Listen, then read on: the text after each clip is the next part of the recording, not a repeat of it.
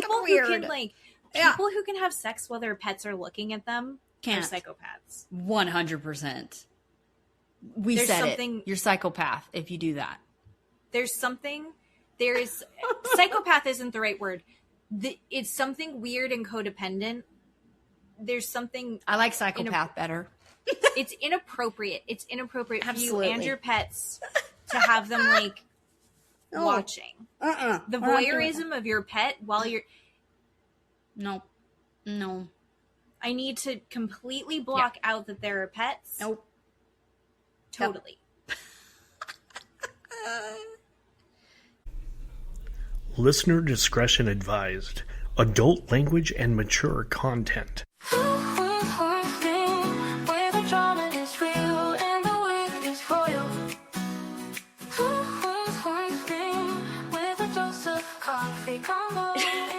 It is Two Queens, One Screen. I'm Jen. I'm Keeley.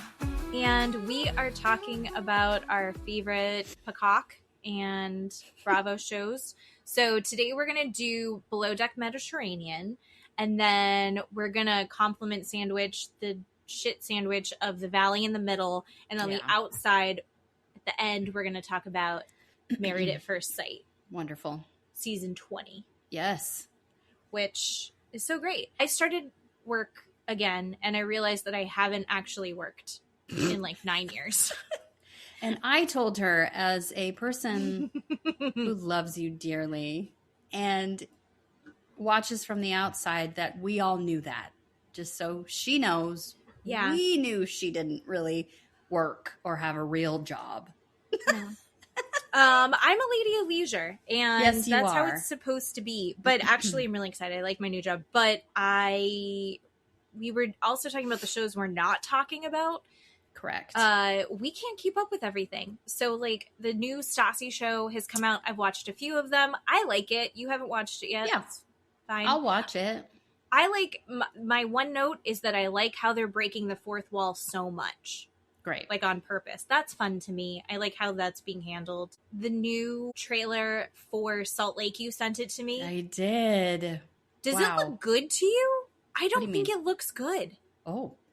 I think it looks like none of these women like each other. It makes no sense that they're spending time together. Here we go. Yeah. I liked Bronwyn when she was like, can't any of these just say, shut up and get over it? And then I thought it was hilarious when Heather goes, oh, look at this one. It says, shut up and get over it. They were talking about fortune cookies, and they were all reading the inside fortunes that they had. I think Heather looks really good, and I am hoping that funny Heather comes back. Yeah. Is Heather going to be redeemable for you? We will see. I have liked Heather. I think she could be redeemable. I am hoping to like Bronwyn now that she's not with Todd anymore. So I'm hoping that we see maybe a different side of her, or a side that maybe I like or have positive things to say about her. I love it. Yeah. Whitney, no. I will hate Whitney forever. I can't stand her. Looks a mess. And so the news has come out, and I actually learned about it from someone commenting about a post that Lisa posted, where it was Lisa and John, and they're embraced in some kind of photo shoot for probably one of their businesses.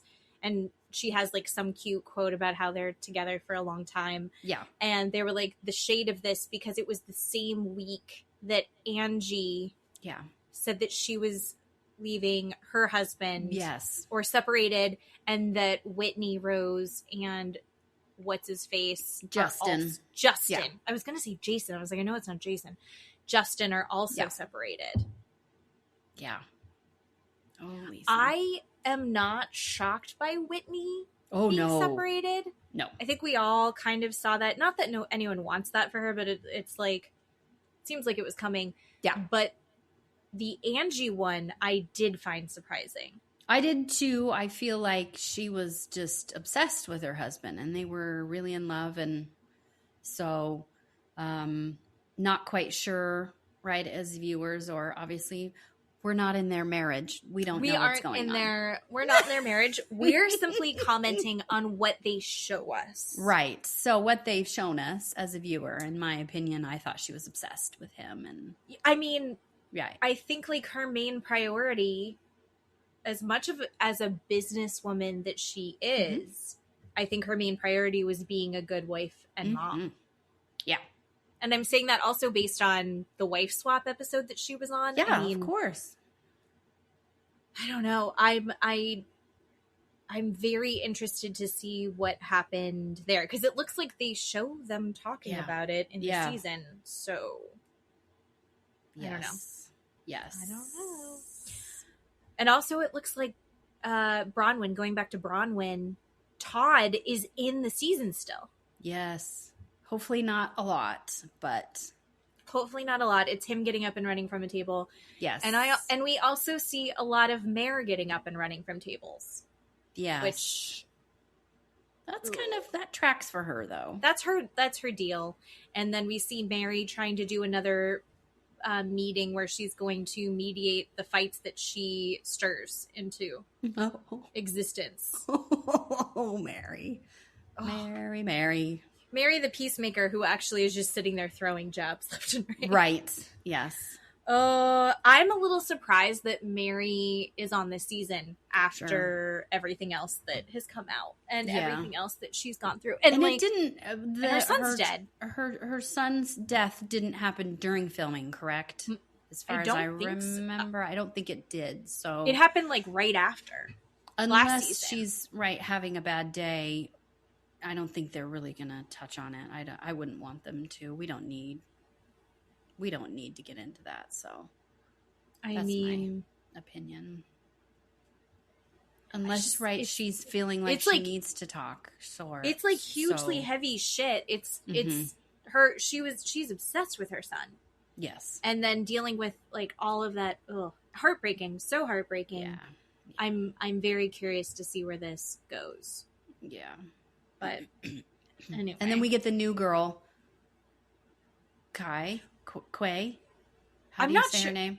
No idea. So she seems fun, like a pot stirrer also. Is she? I was like, did they just bring somebody from New Jersey or Rhode Island into this show? Like she doesn't, she doesn't really fit. Yeah. No, I kind of want, I feel like we already have Lisa. And we have Meredith and Bronwyn also, but Bronwyn makes sense because like she separated from it. But like, I kind of want the Salt Lake experience, like Rhode Island. Those are Rhode Island girls. I want like the Salt Lake weird. Weird was not the word. I want the entrenched Mormons on this show.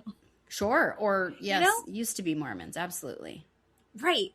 I want more of that. And it's, I don't know. I guess the word is like, I'm not trying to segregate out the housewives, but like, I want more of a flavor of the city that we're in, I think. And I say that as a lover of Potomac, as a lover of Rhode Island and New York and Miami and Atlanta, Beverly Hills. Blah. No, I don't watch Beverly Hills. I can't do Vicki Gunvalson. I can't do Tamra. So, but anyway, Beverly Hills, we like them. All right, so let's talk about Below Deck. Yes, this is my favorite season, and so it's. This is what I want. I've already said it. This is what I want from Below Deck. I want to see all the problems that they're having, right? Because it's the curtain, but then they're still putting out this incredible service. I'm not seeing the guests experiencing all the issues that are coming up. And that's my favorite thing that's happening right now. Yeah. So the first thing is that Nathan was late. Because Gail had a rough morning with the sun, and then he didn't even text Captain Sandy to let her know that he was going to be late. And so then we have Joe and Cooper just going like, I guess we're just doing this. And then Nathan ends up hurting himself and Joe just has to take over. Because Yeah. Captain Sandy's like, if you fucked up your back, you could ruin the rest of your career. Like, you have to heal yourself. So we're going to get you checked out. And she sends him off the boat. So Joe does a good job, because when Captain Sandy originally was just before Nathan really hurt himself and she had Aesha working, you really see the difference of like Nathan with a full team and Aesha. And it still is like kind of a shit show. Yeah. I don't think the guests know that it's a shit show, but Captain Sandy's like, where is the towel? What is going on with this? Why is this over there? Yeah. Why is this so clunky? Mm-hmm. And then when Joe and Cooper are doing it by themselves with Aesha's help, it looks quite streamlined. Right. I don't know if that's editing or not, but it, as much as I feel for Nathan, I go, Nathan has a point. I mean, Joe has a point, and I kind of want Joe to succeed in what he's doing. In the same way that I want Kat to succeed in what she's doing. Mm-hmm. Now that Aesha has like gone, all right, you're chief stew for this charter. Yeah. She's killing it. Right. And I feel like with my job anyway, like I could do my job because I've been doing it so long, like with my eyes closed, asleep in the dark. And unless I'm distracted from some outside force or distracted from a force while I'm doing my job, right? It's going to be seamless. I'm going to do it. And I feel like what you said, Joe and Aesha and Cooper doing the job quite seamlessly, just because they've done it for so long and they know what they're doing, and they're doing it really, really well.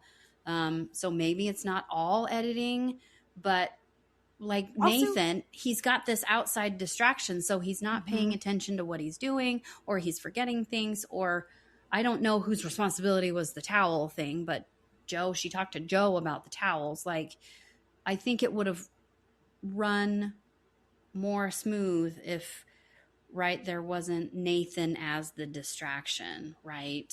Yeah. So, well, and Nathan basically giving that shakedown to Joe of like, I'm the bosun, follow what I say. Yeah. Yeah. I don't know. I think, and it's just going to make Joe look better. And I think that Joe's doing a good job. No, he is doing a really good job, yeah. I don't want him to like rise, to the detriment of Nathan. No, everyone loves Nathan. But if he needs to be excused for a minute, that's okay. He needs to be excused for a minute. I mean, and Aesha's never looked at Kaylee or Kat or Jen going, I'm chief stew. You need to do what I say. Like, nobody never said those words. Mm-mm. We don't need to do that.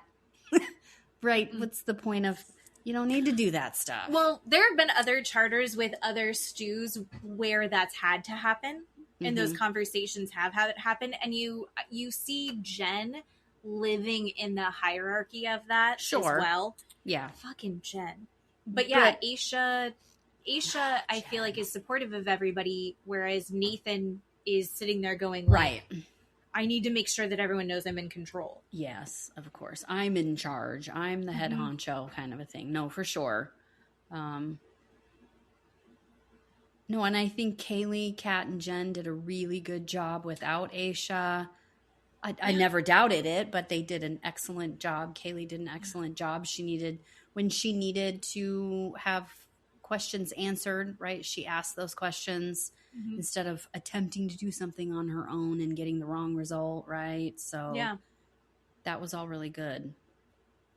And I feel and Jen just being a bummer. Jen just is grumpy Gus all over the place, right? Just spreading bad vibes.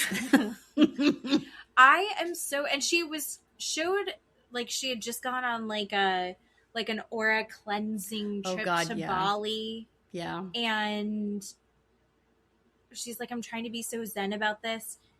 I love the montages of her being a pissy little bitch. The producers of the show are just highlighting what an asshole she's being. And the thing is that if she wasn't walking around being such a complaining asshole, they wouldn't have this footage to show us. Or I love the little crystal ball that they have with the different aura colors in it when she You know, she starts out really So great funny. and it's purple and then it moves different colors as she's acting more poorly, right? Having a worse attitude. She's just snotty. Yeah. And it's like and then we have Kat, who is just like team, and it's finally happy starting to be really, included. Happy to be included, but also Right. she's getting starting to get really sick of Jen's shitty attitude. Sure, because she said Jen just dumps on her, right? Trauma dumps on her. And what do you do with that, right? It's going to start to affect you.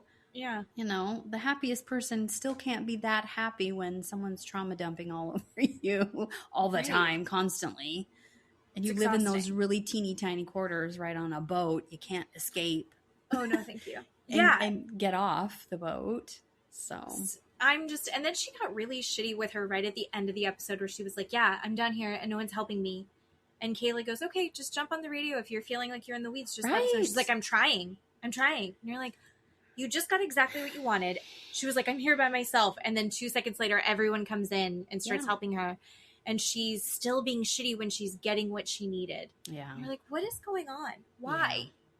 Yeah. And I am glad I don't work with her. Oh, I know. I'm a little concerned that they showed the like mid-season trailer. Oh my God, yes. Matt was really surprised that they showed, oh God, I just forgot his name. Lou? The Frenchman. No. French guy. What's his name? Oh my gosh. Max? Matt? Max. Max is coming. And it looks like Joy does not like Max. But I love Max. Okay. Max is drama. Okay. But Max is fun. Okay. I'm excited to see him come. You mean arrive on the boat. Oh yeah, I need to be very careful with the wording on, because who knows? True. Oh my God, if that happened twice in one season, when it's never happened before. Right. It's like, what is going on this boat? I feel like we're going to see Jen start to be insane about, she says, oh, I should have just gone after Cooper. To Kat, who is with Cooper. Who has been nothing but nice to Jen. And Yes. What are you doing, Jen, in return? No. And then she starts talking about how big Cooper's dick is at dinner. Oh, ma'am. No, ma'am. Jen's out of control. Yeah. Yes. I don't know. It's stressing me out. It's going to be so good, though. Hannah comes back. You don't know Hannah. I don't, but we have had talks about her. Yes. Yes. I love Hannah. Hannah she's a little bit of a bad girl though. Like, okay. You know, Captain Sandy fired her and she has resting bitch face. So as a chief stew who has resting bitch face, like that is a problem. Even more than Jen? Is it more than Jen's resting bitch face? Yes, because guests on the charter would get upset about Hannah's face. And Hannah's like, I'm giving you good service. I don't understand what you're not happy about. Shit. And it would come to blows. It was okay. She was always smoking. It was a very Kristen energy. Oh, fuck, okay. All right. But then Hannah ended up, I think, marrying very well. Okay. And now is like maybe a yacht guest. I don't know. We'll see. Okay. I know that it's like I think it's Aesha's. Is it Aesha's bachelorette? Engagement party bachelorette. Yes, something like that. Yeah. So that'll be fun. Yeah. Oh, I love the show. Oh, it's so good. It's so good. I like these guests that are there. That I just want everyone to be nice to Joy, because you know that food is incredible, and anyone complaining about it is just trying to feel superior for some reason. Right. They wanted like fried chicken or chicken nuggets or something. And she made incredible chicken tenders for them. Yes. It looked so good. And they couldn't be happier. They were just so just thrilled. Just so excited. Complimenting her, and it was great. Yeah. Yeah. And then I really liked the safari dinner. I thought that it was really cute and fun. Yes. This is how I like the show. I don't want to see the show when everything's going wrong and there's fuck ups. Like last season, the Below Deck something else where Chef Ben was like having everyone cut their fish. No. I don't want that bullshit. I don't want to see something go wrong. I don't want people complaining that their meals aren't good. I want to see them having an amazing time. And then Joe planning that excursion. This is where I'm like, Joe's really doing a really good job. Oh, like, yeah, I'm the not cave diving thing. Yeah. So incredible. Yeah. And he's deciding, he's like, here's what I'm thinking. We should do this. And he's killing it. Yeah, that was really Captain good. Sandy's going to see this. And then we got Nathan with a broken back and a baby. Yeah. No one wants Nathan to not have a job, but you can't really have a brand new baby and this job. Well, like I said, I don't know how he compartmentalizes that or doesn't let it distract him, but he seemed to be doing fine right up until whatever discussion or something happened with Gail. So, do you think we're going to get any insight on that? I think we will. But I'm hoping it's not anything like they're not together. So I don't want them to break up, but no. I think somehow he'll explain maybe a little bit more. Or maybe it comes out on social media what was going on. I want to know. I mean, I like so Nathan. I like watching him on the show. It's just like maybe right now isn't the exact right timing to be doing this. Sure. Yeah. So, I don't know.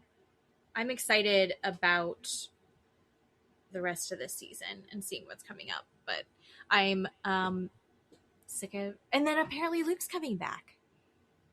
Yeah, how is that possible? Here's what I'm thinking. I'm thinking Captain Sandy's freaking out because they're short now 2 deckhands. The bosun and a deckhand. Yeah. And now Aesha's having to fill in.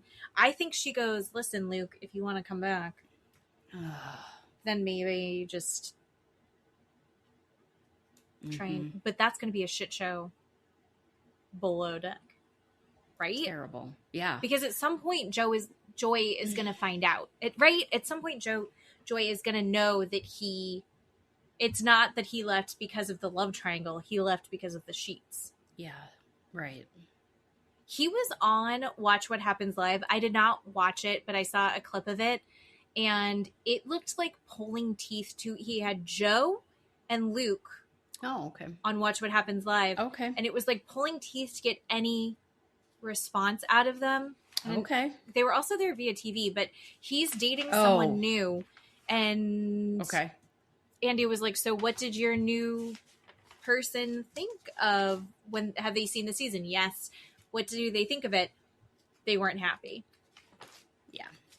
So how do you get a girlfriend after you've done that? Apparently if you're 6'7", it's not too hard, but sure. I don't know. Speaking of disappointing men, do you want to talk about, let's move on to the Valley. Yes, the Valley reunion, part 1, dropped. And I told you this before. I thought it was boring. Boring. And I can't articulate what I want to see to make it not boring, right? I'm not looking for fights or tears or storming off, but maybe the questions were boring. Maybe the answers were boring. I was bored watching it where... Right, you watch Rhode Island or Salt Lake and you're just, oh my God, I can't believe they said that. Oh my gosh, somebody asked that question. That's so great. No. No. Right? So let's talk about, you and I started to talk about it. Can we just jump into Kristen? Oh, absolutely. Let's jump into Kristen.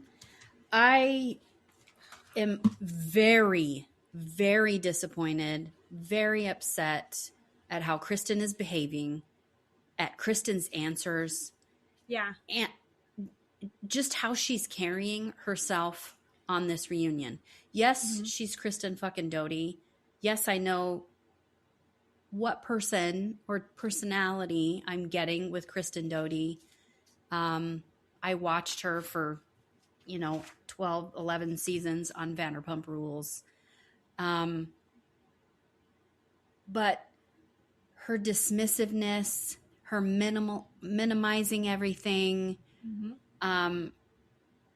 She's not really standing up, in my opinion, for her friends, right? Brittany, to where she needs to be standing up.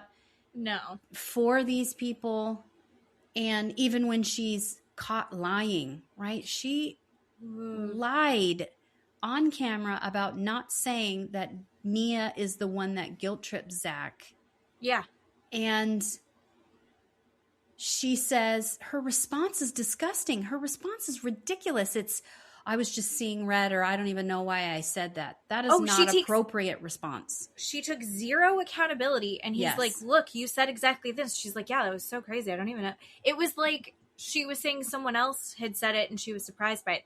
It's like, no, you lied, and you made her look like a liar. And then Andy starts to move on. There's no accountability for Kristen in this. Right. And nobody gets to say anything afterwards. And even Andy was like, Brittany has to interrupt him. And she's like, she called me a liar. And Zach said, I believe her. So I look like this liar. And it happened multiple times. And that's wrong. That sucks. Yeah. And she's like, yeah, I'm so sorry. Kristen is driving me nuts this reunion so far. And I guess like I am struggling. Me, not saying everybody else, hyperbolic. I am struggling with feeling sorry for Kristen when she continually acts this way, right? Mm-hmm. We have made excuses for her watching the show. One, because she has to live with that fucktard Luke. And two, she's postpartum, right? Yeah. She's struggling with all of that. She even said on the reunion about 10 months in, I started to feel like myself. I started to feel better. I do feel better. And I want that for her. And I love that for her as a woman, as a person who has birthed a child. So I want that for her. But I am struggling to constantly make an excuse and feel bad for her when she cannot take accountability and she can't even apologize to a friend that she's had for 20 years or however long. I mean, if I'm Brittany, and we'll talk about Brittany in a second, but if I'm Brittany and I have Kristen, Brittany's talking about how she's dealing with Jax, and Jax and the fucking publicist. We'll talk about the people thing also. But anyway, will we get back to it? Who knows? So, but you see Kristen chiming in and being like, so supportive, and I'm so happy that this happened, and you look great after your mommy makeover, and I'm, thank God you didn't stick with that awful boyfriend, and you're amazing, and whatever. All the things. And then to also not take accountability for calling Brittany a liar. If you are Brittany and you're like, you called me a liar, and she's like, yeah, I know, it was just, I must have just been. How come anyone else, if anyone had done that to Kristen would be like, I can never forgive you. Scorched earth. But then Kristen just brushes through it like nothing happened. I feel like she's trying to carry herself as this sweet, supportive, loving friend. And also I'll be a bulldog for my friends. I fight for my friends, while also not actually being that at all. I feel like she's trying to look like Nia. I feel like she's trying to carry herself like godly Nia. I feel like she didn't take accountability on the reunion because Nia was there. Because Nia was watching and listening.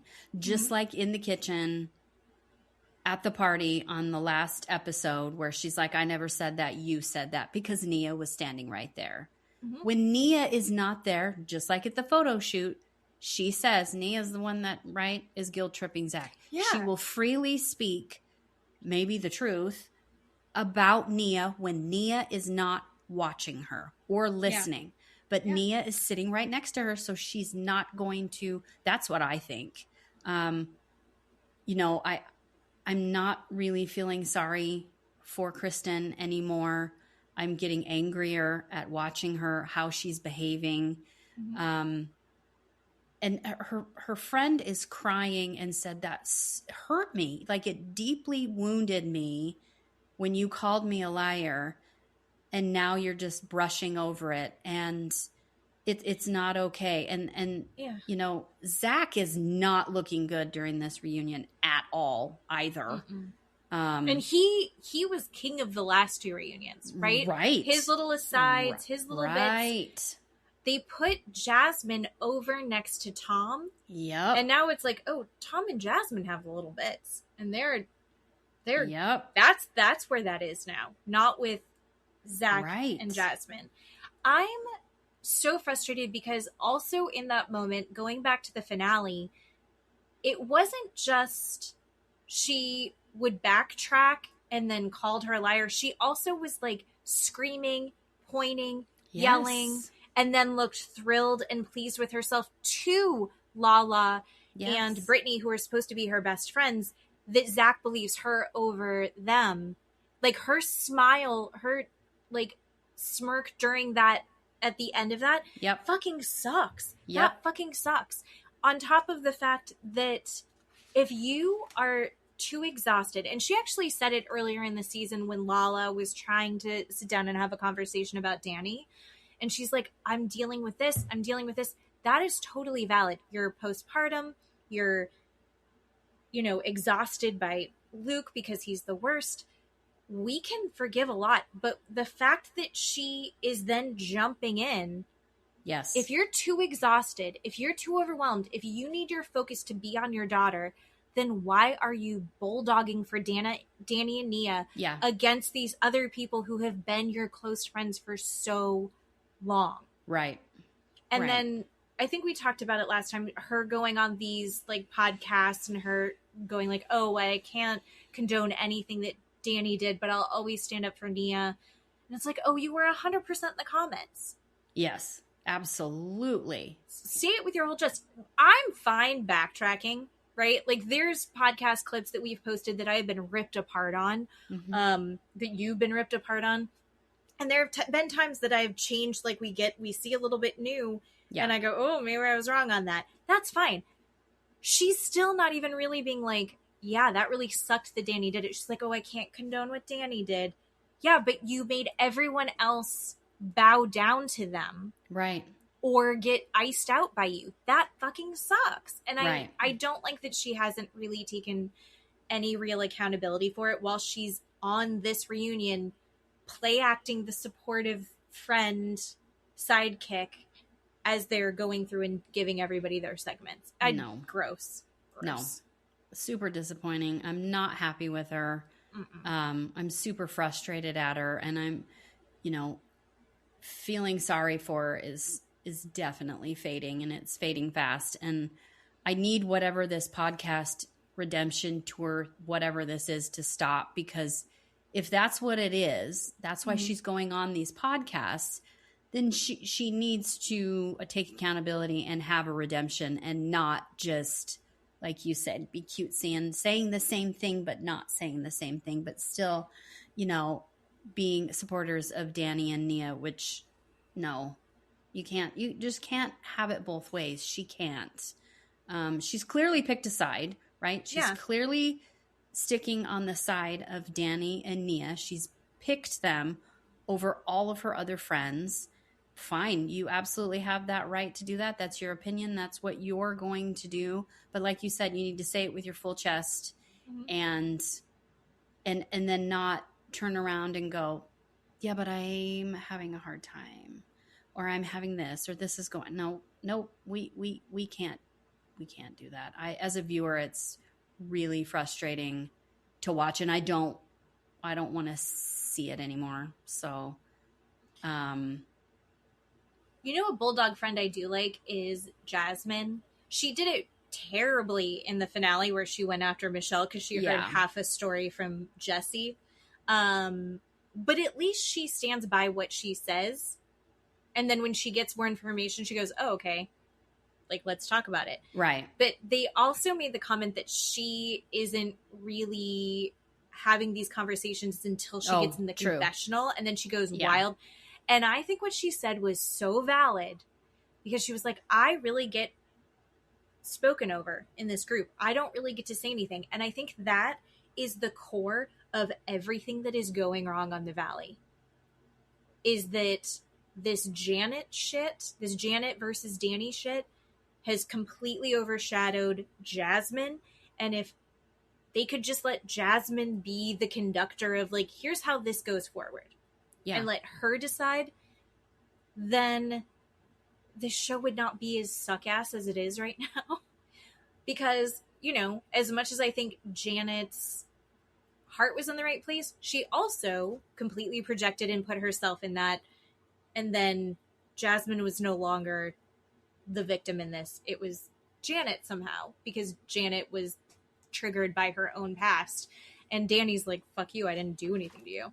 So they're going to go back and forth forever. And fucking Janet, I think Janet's doing the right thing by not talking very much. But it's also only the first episode. But I'm hoping Janet just kind of like lets everyone do what they need to do, because again, in the comments, people definitely are like giving it to her because she threw the fucking solo cup.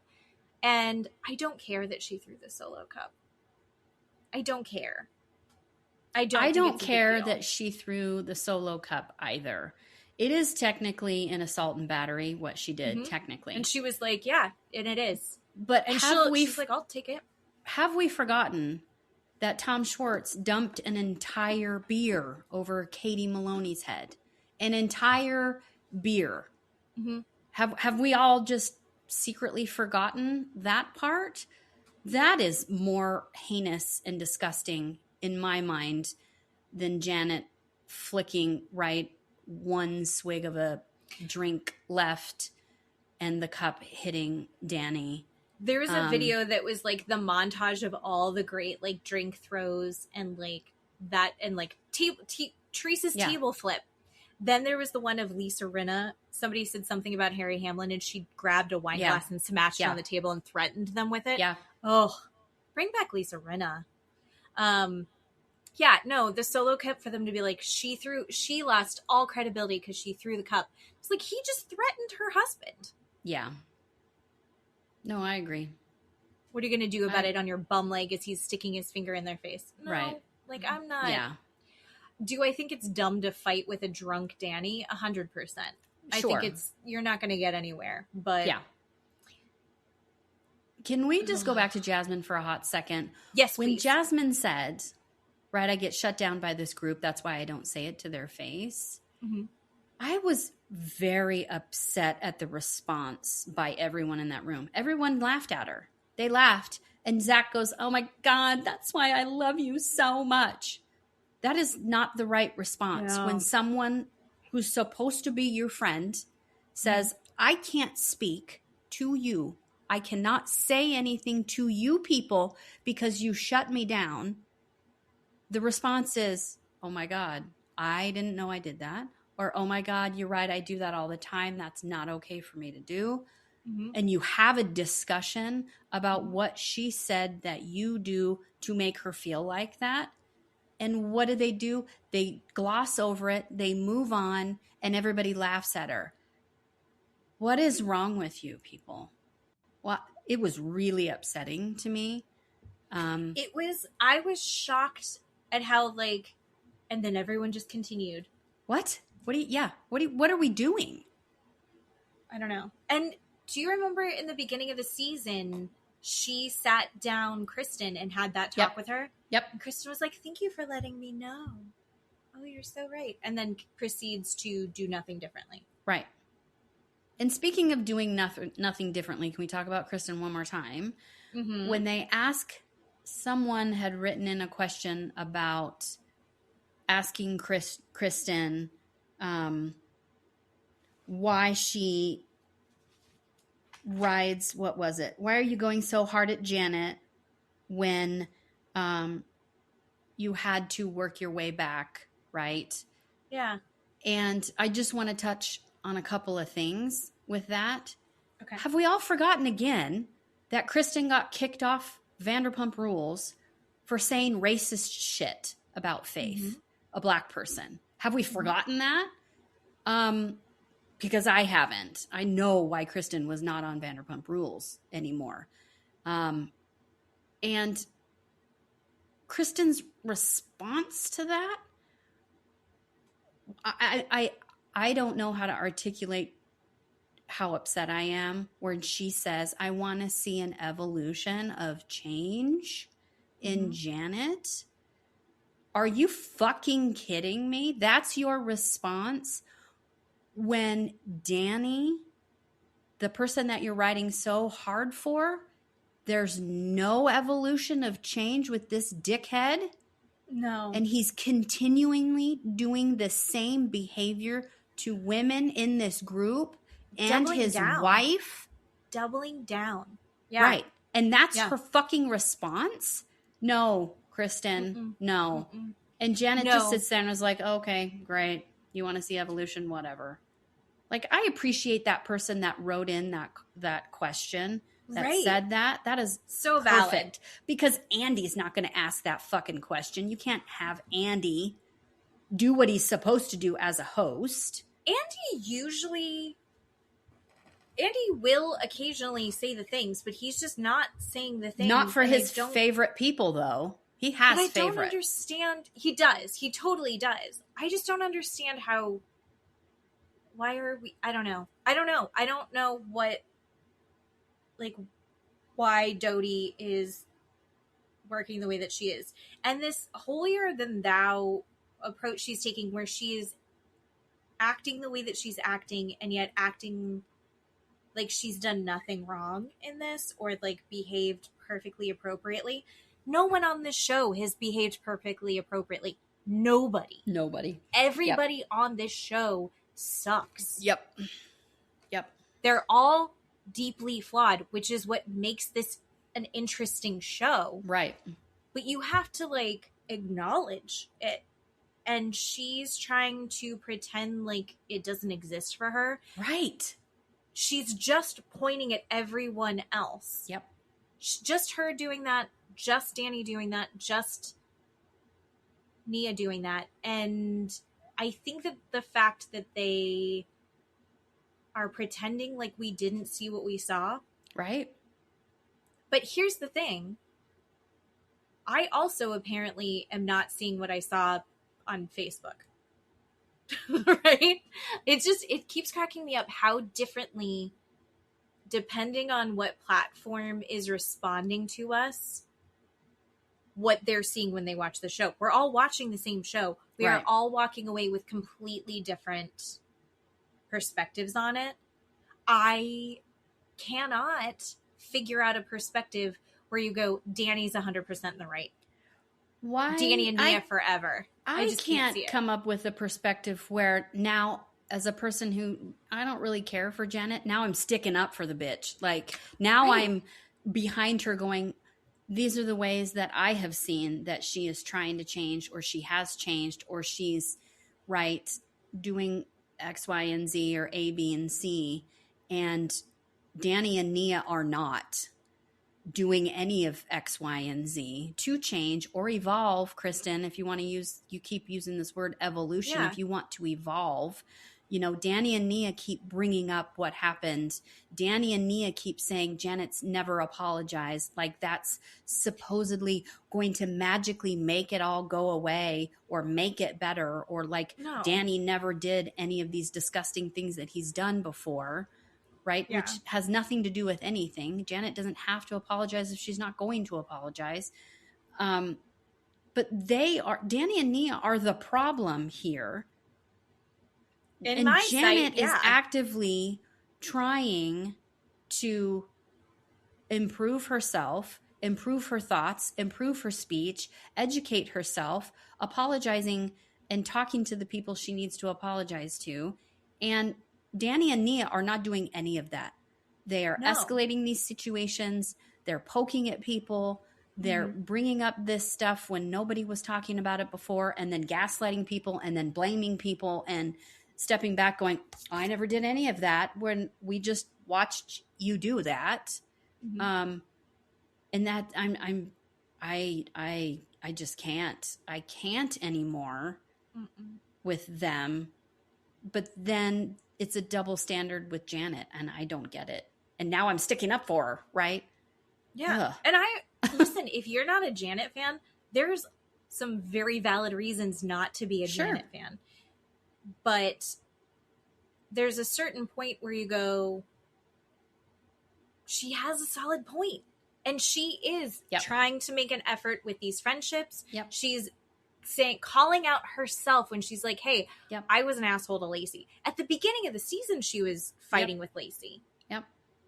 And they've moved forward, and she's like, yeah, I did this wrong. I really enjoyed her. Let's hang. I should have dealt with this differently.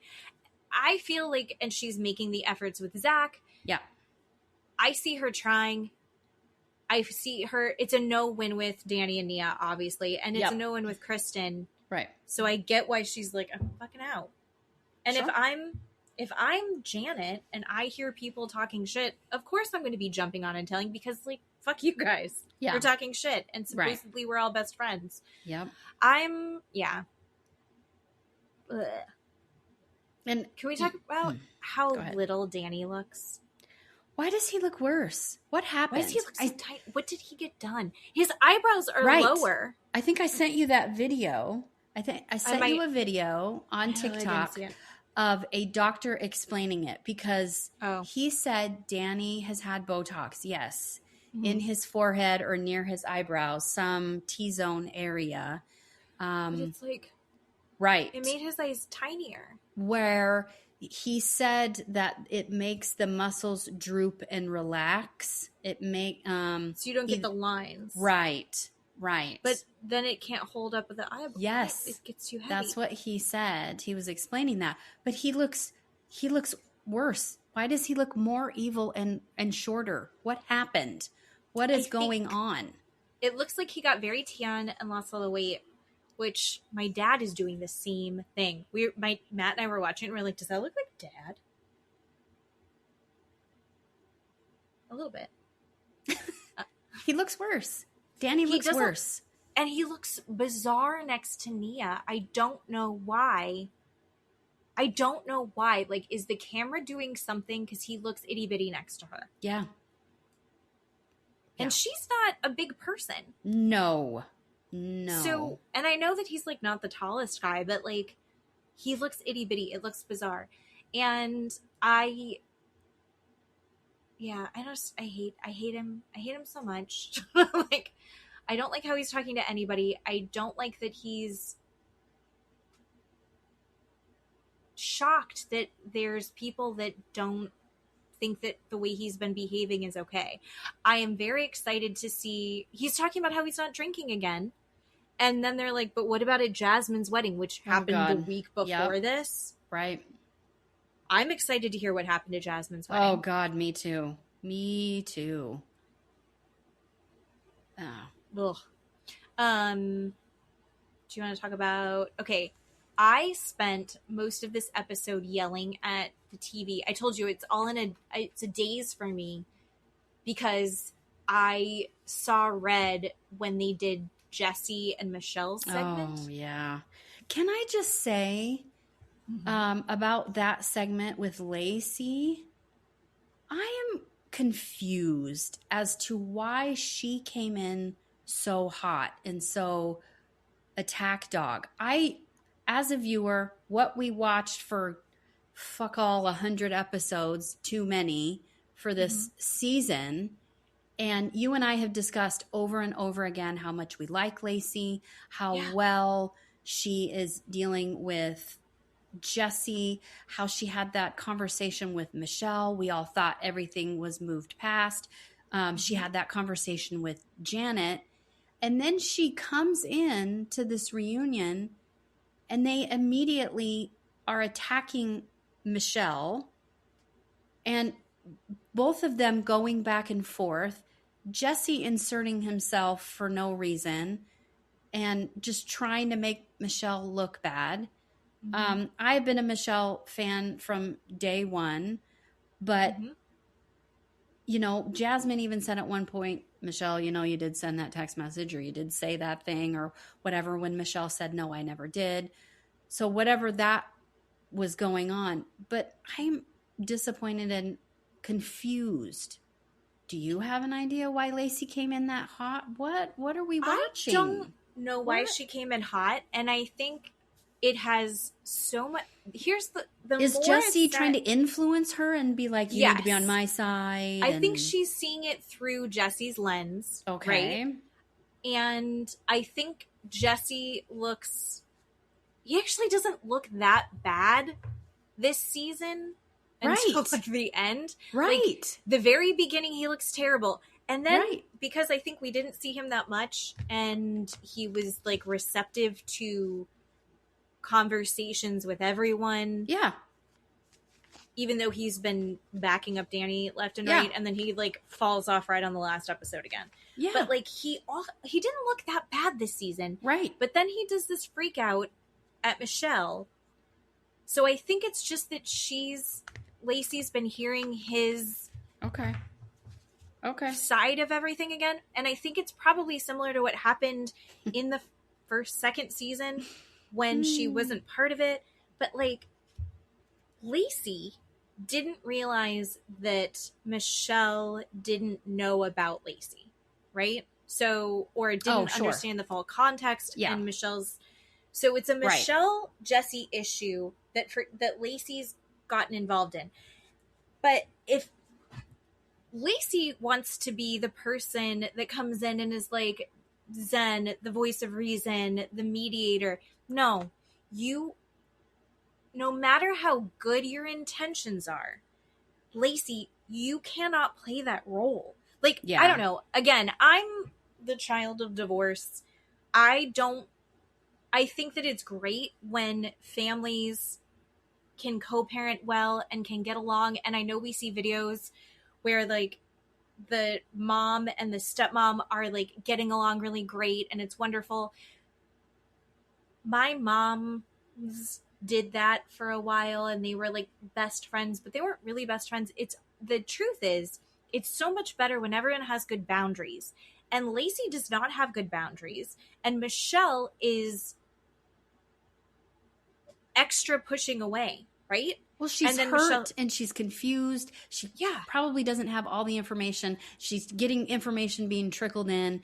And as a person who was divorced, the other person on the other side or either side, if there's two different partners and two new partners, those people have nothing to do with that relationship. Nothing.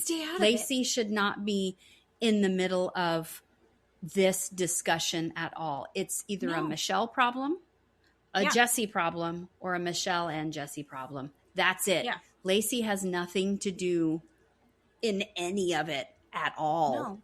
So the fact that she keeps trying to jump in and I liked that Michelle was like, hey, I was in a bad spot. I don't like how I conducted myself. Yeah. They had a really nice conversation on the boat. And she's like, I reacted to you. That wasn't about you. That was everything I was going on. Right. And then Lacy is like, yeah, but I've been through that too. So we should connect on this.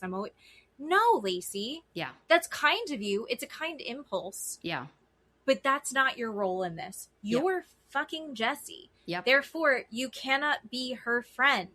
Like, do you not see how that's working? Agreed. And she doesn't see that. And so then I think she's so offended that Michelle's like, all of your intentions are right there on the table. You've put them out there. You've been very clear. That's still not going to happen. Yeah. And Lacy, I think, is offended. That's okay.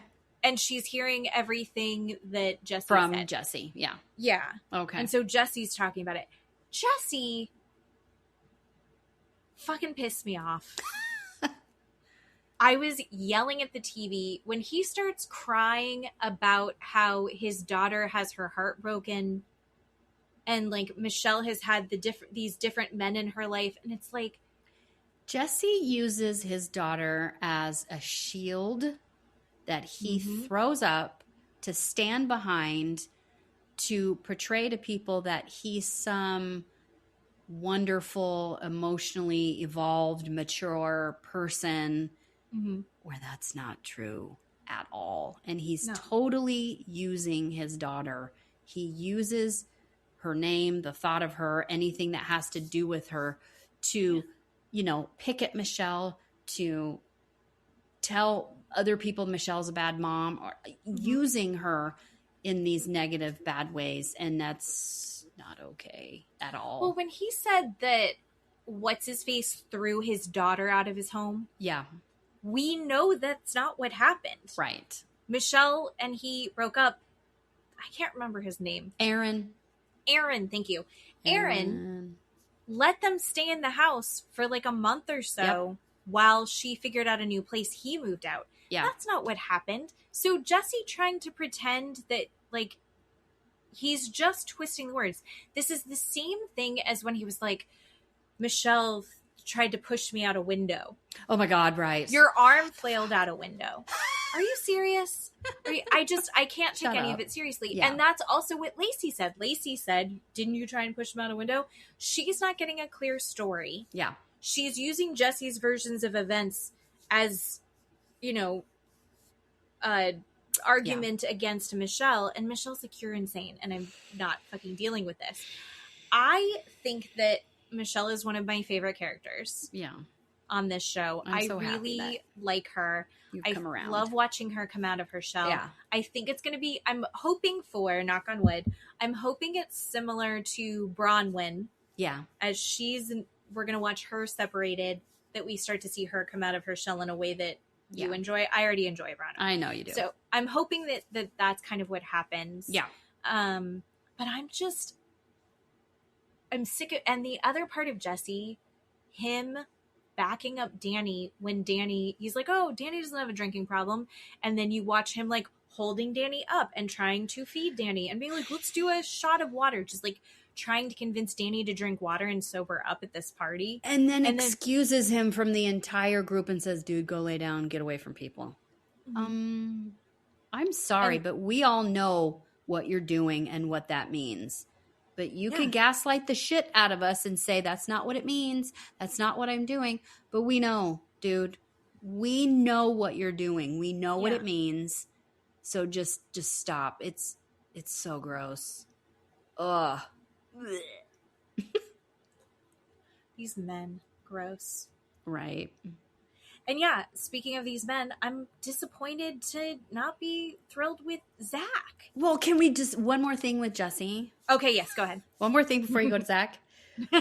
When Andy says, you know, to Jesse, is Lacy the alpha in the relationship? And Jesse goes, no, she just calls me out. And how can you learn if you're not called out?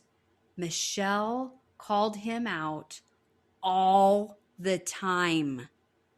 I yelled at the TV when he said that. I was like, you dick fucker. I was so mad when he said that because, dude, and then you still treat her like crap when she tries to do that. She's doing the exact same things that Lacy is doing, and he treated Michelle so poorly, but treats Lacy and literally would bend down and kiss her dirty feet if she let him. It is startling to see the difference in their relationships. Oh, yeah. Yeah. And to be Michelle and having to watch that, that's got to be... Yeah. It makes sense that she gets upset. And she names it. She calls it out. So, I don't know. Team Michelle. Yeah. Fuck you, Jesse. Yeah. Fuck you, Jesse. Ugh. Yeah. I don't care. I think, but Zach infuriated me watching him and his behavior. He's not coming off great, babe. You're on the wrong couch, sir. Mm-hmm. There's really no reason. Even when Janet said, give me one example of how I treated you poorly, because Kristen was screaming, you treated my best friend in the whole wide world poorly. That's why I'm never going to like you again, Janet. Mm-hmm. And Janet goes, one time, tell me one thing I did to Zach. Zach, what did I do? Yeah. Oh, well, and he couldn't do it. He had no response to her. Just say, I don't have one and I don't like you. If these people would just say, I don't like you, I could live with it. I'm fine with that. I'm a grown-ass person. I could live with that. But that's also not the case, because when they're together, they have a good time. Sure. You're right. So it's not that he doesn't like her. It's that he has to he is friends with Kristen and he is friends with Nia. Yep. So he's not allowed to, like... Oh, yeah. And everyone's like, that's not the case. He's the one that, like, picks and decides. He would never be influenced in that way. And then he says something like, you can't let things go. That's why I don't like you. That's the reason. What? Which is exactly what you do, dude. Yeah. She's tried to move forward. She's actively trying to move forward. She's saying that you're friends. She's doing stuff. She's being proactive with this friendship. You're the one that goes backwards. Yeah. You add her and then you take her off Instagram, which is like a child. Right. I mean, going again, he said that he doesn't care if she has a miscarriage or that he hopes she had a miscarriage or something along those lines. Yep. That is grounds to never hang out again. Yeah. Yep. So she's trying. She's making an effort when she doesn't have to. Yeah. And they shared fried shrimp. And he's having fun with her. Right. She offered her uterus to them to have a baby, to be a surrogate. What more do you want from this girl, Zach? What more do you want from her? Oh my God. She's giving you an organ. A bodily organ. In 9 fucking months. Jesus. Right. Yeah. Right. Sure. Ugh. Oh my gosh. I do want to go back to Brittany. Okay. Because all of this news has come out about Jax and their publicist, their mutual publicist. Yes. She did an incredible, that's an exaggeration. That's hyperbolic. She did an interview on People. Yes. And I've been seeing clips of that come up. Have you seen that? I have seen clips, yes. Holy shit. So their publicist, I mean, if you haven't seen it, I don't want to explain it all, but we're not going to. The layers of it happening and the years of this woman lying to them, because there have been rumors that they've been together forever. Yeah. And everyone's like, no. But the rumors have been going around. And then the Smart Water promotion that he put out.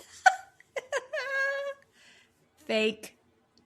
And then he like sent a screenshot of like, look, I got scammed. And it's like, it's an AI thing. Thank you, Fakerton. That has JT in the corner, like as the profile. It's clearly you that did it. I mean, Kristen's the one that broke that. And I love that she's being a bulldog for Brittany in this moment. But I'd like to see her actually be like a good friend for a little bit and not call her not a liar. Backtrack or have double standards or lie. Yeah, that'd be nice. So that would be super nice. But I am enjoying this. But also, so Brittany still isn't divorced from Jax. My God, like it still hasn't happened. Yeah, still. That blows my mind. I know. I'm not surprised because it's Jax, but incredible. She's still paying his $1 million tax debt. When you're not divorced, oh my God, why would you still have to? But she agreed to do that. She has full custody, physical custody of the baby. So at least she has that. I know. I'm a little bit, one of the other things that I saw pop up about that was like, and also look at how good she looks in the last 2 interviews that she's done. Yeah. Since all this fell out, it was like, was her publicist pushing her into these awful outfits? Yeah. Maybe. Sure. Maybe. Sure. I don't know. Like Matt will say, oh no, that looks really good on you. And then we're out and I catch myself in the mirror and I'm like, how the fuck did you let me out of this? Look at me. I look like a clown. What is going on? Yeah. Like, this looks horrific. I look like the chicken from Robin Hood. Like, no. And I think that maybe the publicist was pushing some of those terrible outfits. Totally. Ugh. Crazy. I am not that excited about the reunion, but I am excited for it to be almost over. I know. I know. We do this. I hate that we're doing this so much. Right. Are we in a abusive relationship with Bravo? Maybe we need to see a narcissistic coach. Oh my God, I know. Abuse coach. I don't know. What does that job look like? Did Lala have plastic surgery on her face? Did her face look different to you? I think she's probably had a lot of little nips and tucks and fillers and Botox, and her makeup is really, really good. Okay. Maybe it's just her makeup. She does look very good. Yeah, she looks wonderful. When she started talking about Sheena. Oh my God, never knew that story. Wow. So, yeah, I didn't realize. I knew that they had like a massive falling out. Yeah. But I am so sad for her because she bought a house next to Sheena, or Sheena bought a house next to her out in Palm Springs. And like the little girls were like growing up kind of like sisters, and Brock was like an amazing like male influence in her daughter's life. Yeah. And you just go, oof. I wonder what else Sheena has done. I'm not. See, I think Sheena, much like Jax Taylor, not that I want Jax back on my screen because he's too bad. Sheena is a terrible friend who thinks she's a great friend. Oh, yeah. And just obnoxious human being. But she makes great television. I think she's good on TV. So I wouldn't be upset if Sheena showed back up on this show. Sure. And everyone talks about, but they've been talking about Sheena should be on The Valley since before it came on. And I think she's talked too much shit about Vanderpump to get back on Bravo, possibly. Yeah. Did you see that she tried to get on Mormon Housewives? Yes. Oh, what? Because Brock used to be Mormon? Right. No, Sheena. Oh my gosh. It's so weird. Sheena to do that. It is very Sheena. It is very Sheena. Oh God. All of these people. I love it. Okay. So great. Let's go to something a little bit more fun. But is it more fun? I don't know. I have to pull up my list of couples. Married at First Sight, season 20. Yes. And 3 more episodes. So the most recent 3, 11, 12, 13 just came out yesterday, and neither of us have watched it. So we're going to talk about 7, 8, 9 episodes, those 3 episodes. Which the big things for that are they did the like group dinner, and then they did the group therapy. Yes. And I liked that the group dinner was being secretly listened in on by the matchmakers for some reason. Sure. Just to see how they interact with each other, to see if they said, right, maybe personal or secret things to each other, or lied, right? Any of that stuff. Called each other out, that kind of a thing. So let's, all right. Oh, man. Do you want to couple by couple? Go. We can do couple by couple. Do it. Let's start with Michelle and Cameron. So we've got, my love them. I love them. She's your very favorite, right? She's my very, very favorite. Yes. She's great. She's incredible. And I was like, whatever about him, because I was like 6 months only a relationship, and like, no, after this chunk of 3, and let me backtrack a little bit. I am saying what I'm saying based purely on what I've seen on the show and what I think about that. I've already, once we get farther down the line of couples, I've already very much changed my opinion about some people. Okay. Cameron is one of them that I have very much changed my opinion on. So what I said last week, I don't necessarily agree with anymore because I have more information. I loved that they had the conversation about finances. And had said, I said that I expected to be put with someone who is making at least $150.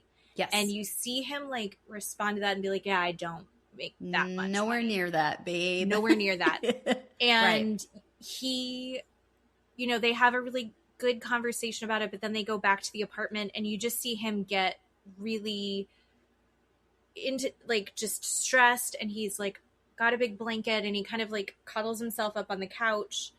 And then she comes to him, he's clearly in distress, and she's like, you know what? I didn't realize that like I'm putting the wrong emphasis on the wrong things, because you are very successful, and that doesn't necessarily mean because it has to match a certain number. Like you're passionate and you're successful and you're doing something amazing. Right.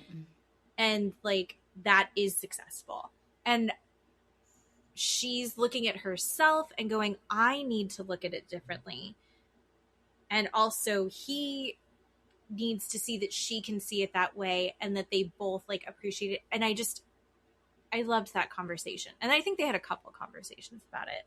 They did. Oh, I mean, that conversation could have gone off the rails while they were painting, right? He could have got super defensive about it and maybe not wanted to talk about it, maybe got up and left, maybe, yelled at her and got angry. She could have said, that's a hard pass for me. I need someone that, put her foot down and say, finances are no joke. What's your plan to get to that degree? This is what's happening. I deserve to have someone that makes this money.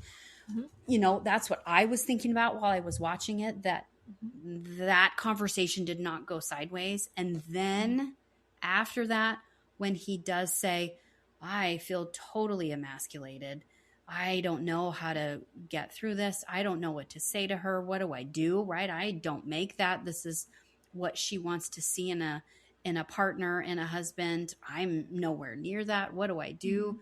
And because it's him, he made her feel the way she feels and have the conversation she did, right? No therapist came in the room and gave her therapy talk and told her these things and said, this is how you need to think about it. Cameron, an actual person, a living human being, because he's him, he made her feel that way. He made her go, oh my God, I didn't understand that I could find a person that didn't come with a price tag, right?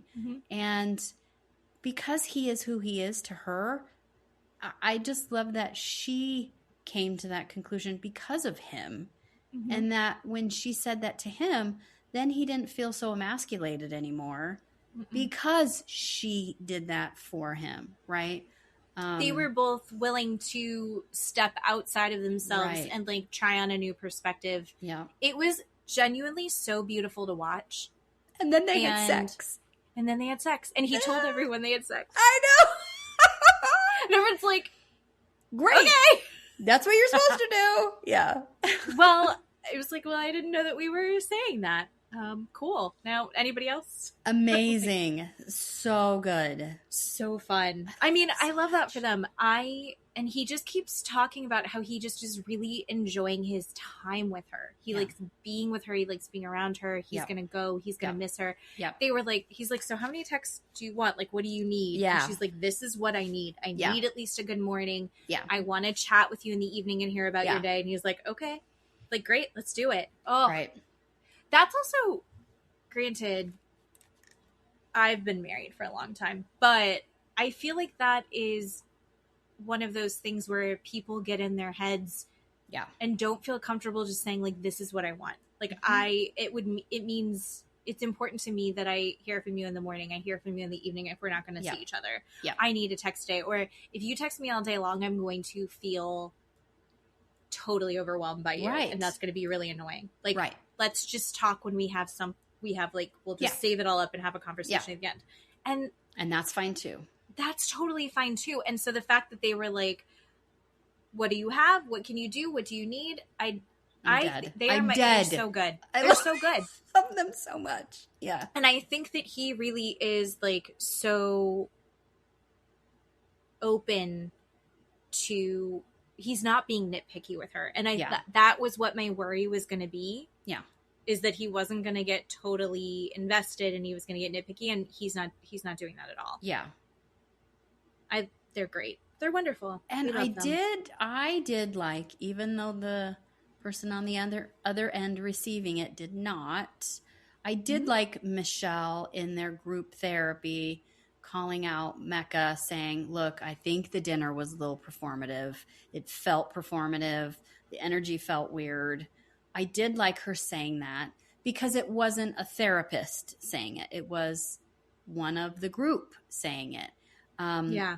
Belle and Mecca did not like her saying that, but I like that she said something and took a chance and spoke out in front. That's got to be hard to speak out in front of 12 people, right? And say that, where maybe people are going to disagree with you when you say that. Yeah. So no, let's just go to them. Okay.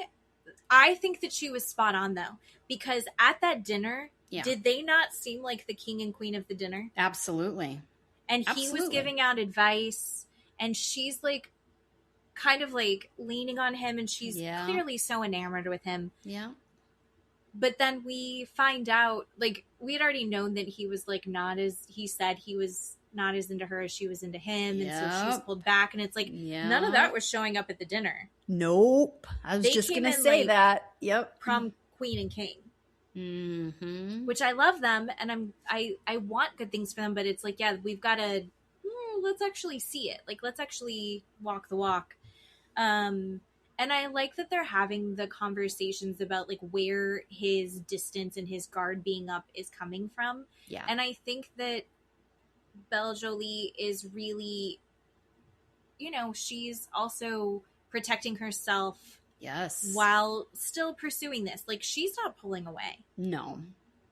But she's also not going to let him walk all over her. And I think that that's important because it's a partnership. It's not the Mecca show. Yes. Agree. I totally agree. What did you think about her going to work with him? I liked it. What was there something to think about? I don't know. My favorite part of all of the episodes was like, she's like, no, we're going to do it. And I respect your work. And I love, a man in uniform. It's working for me. And then he like starts showing her how stuff works. And this is the production. Again, thank you, production, because it was perfect. She goes and she's like, I am never in my life going to do this. And then she's 2 seconds later, she goes, I'm doing it. Yeah.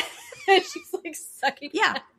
And like he does, there is, shout out he has to clean workers. It, like physically get down on his hands and knees and mop it and wipe it off. He is really doing a thorough job. Oh, yeah. I mean, as the general public, again, shout out to sanitation workers because that job is so fucking hard. Terrible. Absolutely terrible. He you can tell he's taking a lot of pride in his work. Yep. He's like, this is the job that I'm doing, and I'm going to do a really good job. Yep. And as part of the public that uses those bathrooms on occasion, thank you so much. That's amazing. Yeah.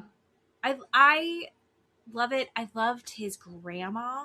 Oh, I know, right? Yep. So sweet. So sweet. That was and good. like I do see them, I could see them one day taking over that family business. Sure.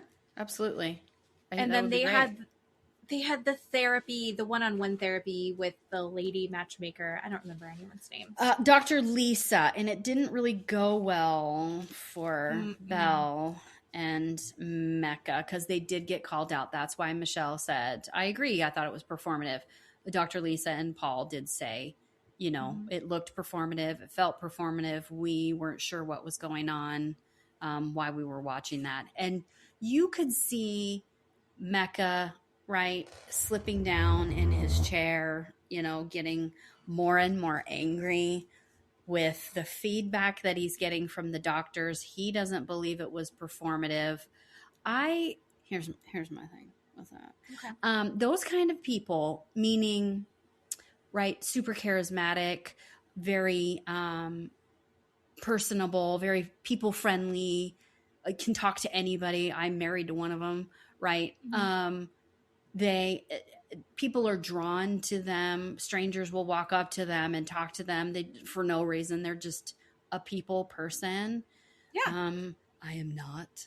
Anyway, no shocker there. But I think for people like that, I think there's a deeper underlying reason why they do those things, like deep down. And it doesn't have to be some nefarious, creepy, weird thing, but there's something going on as to why they're the way they are and why they present themselves like that. People pleasing, right? Charismatic, all over the place. People are drawn to them. They have to be the center of the attention, right? They're in control of the room. I think he's one of those people, and maybe not right now knows 100% why he does that. Instead of being, I'm not saying he needs to be grumpy.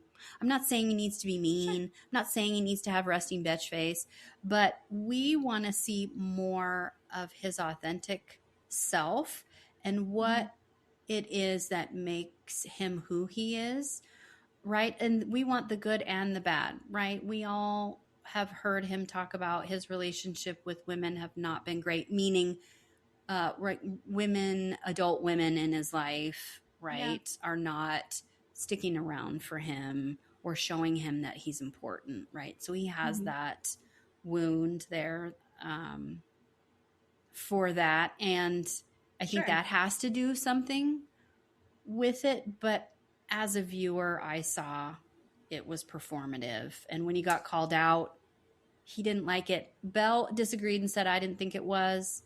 I'm not quite sure how I feel about her response. I feel like they're kind of in this, like, fake it till you make it. Like, they want it. They want it to happen. So they're like, it's going to get there. It's going to grow there. So I'm just going to live like it's happening. And I don't necessarily know that that's a terrible approach as long as they're being honest with themselves as they go through it. And, like, what they're comfortable with, like, intimacy wise. And I'm not saying, like, sex only, but it was like, oh, you're giving forehead kisses. And she was like, I like those. Like, I like it. I poisoned Keeley. No, sorry, I took a drink. Are you okay? I just took a giant swallow of air before I'm good now. Sorry, I won't cough anymore. But yes, the forehead kisses, they were like, stop doing that. And they were supposed to have homework to do something that wasn't, what was it? Non-sexual or something? I don't remember what it was. Non-sexual intimacy. Yeah, it's something like that. Hands and stuff. Yeah. I don't know. I think they have that energy between them. And she has given him the green light. She has literally said verbatim, we have the green light. I want to have sex. And he's still not. He's not there. Yeah. And that's okay. We want whatever for him. Yeah. But also, she's so hot. Oh, I know. She's so great. So we'll see. I think that one, just needs, I think that is a legitimate slow burn. Agree. They're talking about slow burns on this show. I think they are a legitimate slow burn. Agreed. And I think it helps that the attraction is there. They're just taking their time. Agreed. I think that, we're all flawed human beings. I think that they are taking those things into account and moving forward carefully, and I support it. So we'll see. Yeah, he needs a lot of reassurance and a lot of kid glove kind of thing where, Belle is definitely giving him the energy and the vibe that she's into him and she's not going anywhere, but he needs more reassurance in whatever way that looks like, either it's words or actions or whatever, notes or something. I don't know, whatever he needs, but he definitely needs a lot of hand holding, I think, when it comes to a relationship with a female where he doesn't know if she's going to stick around long enough. Yeah. So we'll see. Speaking of people who got called out in therapy, Marissa and Adam. My favorite. Right off the jump. Immediately. This dickhead walks in with his shirt completely unbuttoned, undone, and we're looking at a bare chest, and both the therapist or matchmakers are horrified. They're irritated by it. Pissed off, horrified at him, and he picks up on it and buttons up his shirt. And then we get into, what are you doing, man? Why would you walk in here like you're going to a fish fry, right? Or the beach or whatever. With your shirt totally and we have this, I'm just a silly guy. I'm just goofy. And they're like, no. What we have seen. No. This versus the first episode, Adam. Yes. He was the first guy, I think, that we got to know. Anyway. Yep. This is not the guy that played piano obnoxiously at his bachelor party for 45 minutes and got really shitty to everyone about macaroni and cheese. Yeah. And was like, I'm going to make her into an athlete. Like, what the... Like, who is this guy? Yep. And then they're like, so who, this is, and he's like, I feel like this is who I really am. They're like, you're not being who you really are. And he's like, this is who I really am. And which, that sucks. Either way, that sucks. Whatever version is who you really are. Yeah. The fact that no one knows or can pin down the real version of you.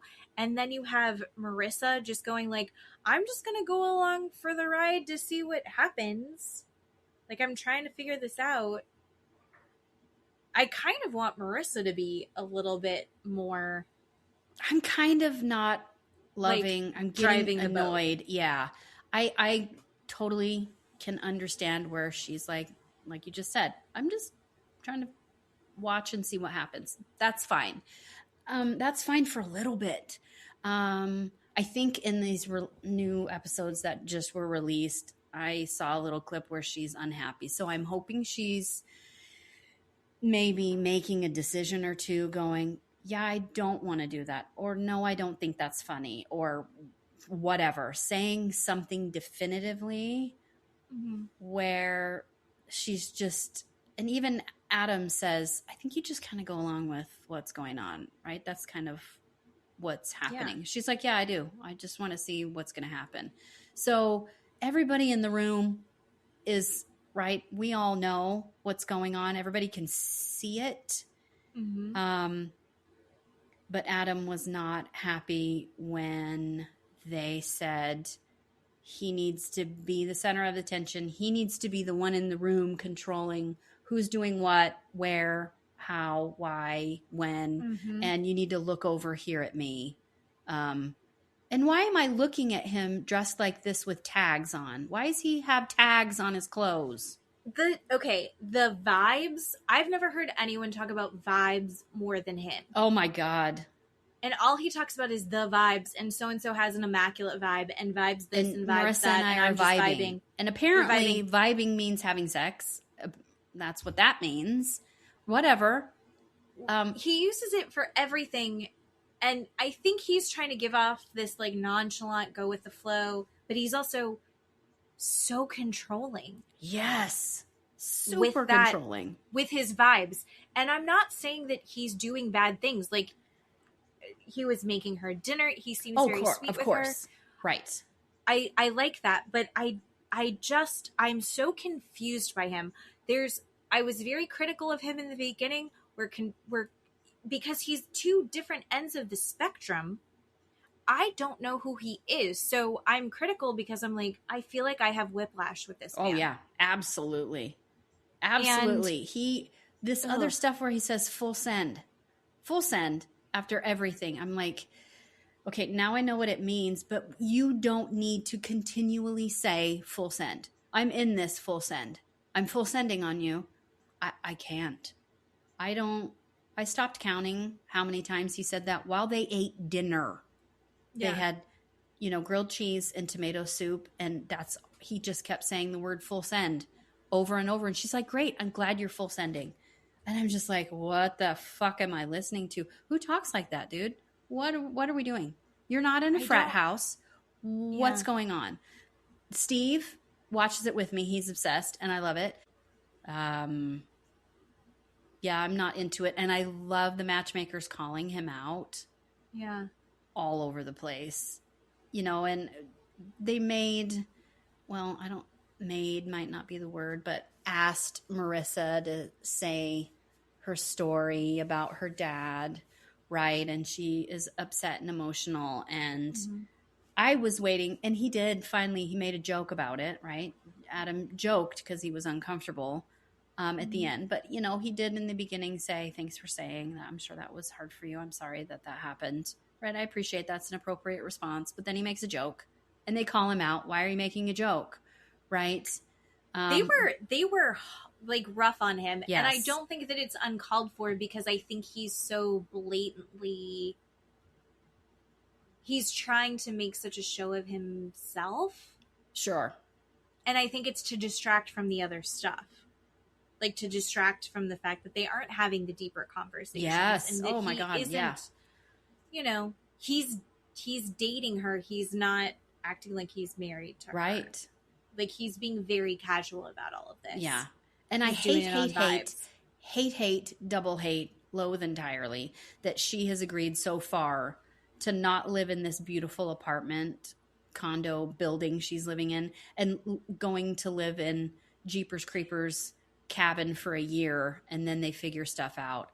Hate that idea. I know she's choosing it. I know she said I'm okay doing that. Hate that idea. Because it's not an open dialogue with him going, let's live here for 6 months and there for 6 months. Not an open dialogue. It's like you said, he's got in control. Plan. He's got a plan. This is the plan. And they have some weird homeless guy living with them, or his friend, whatever.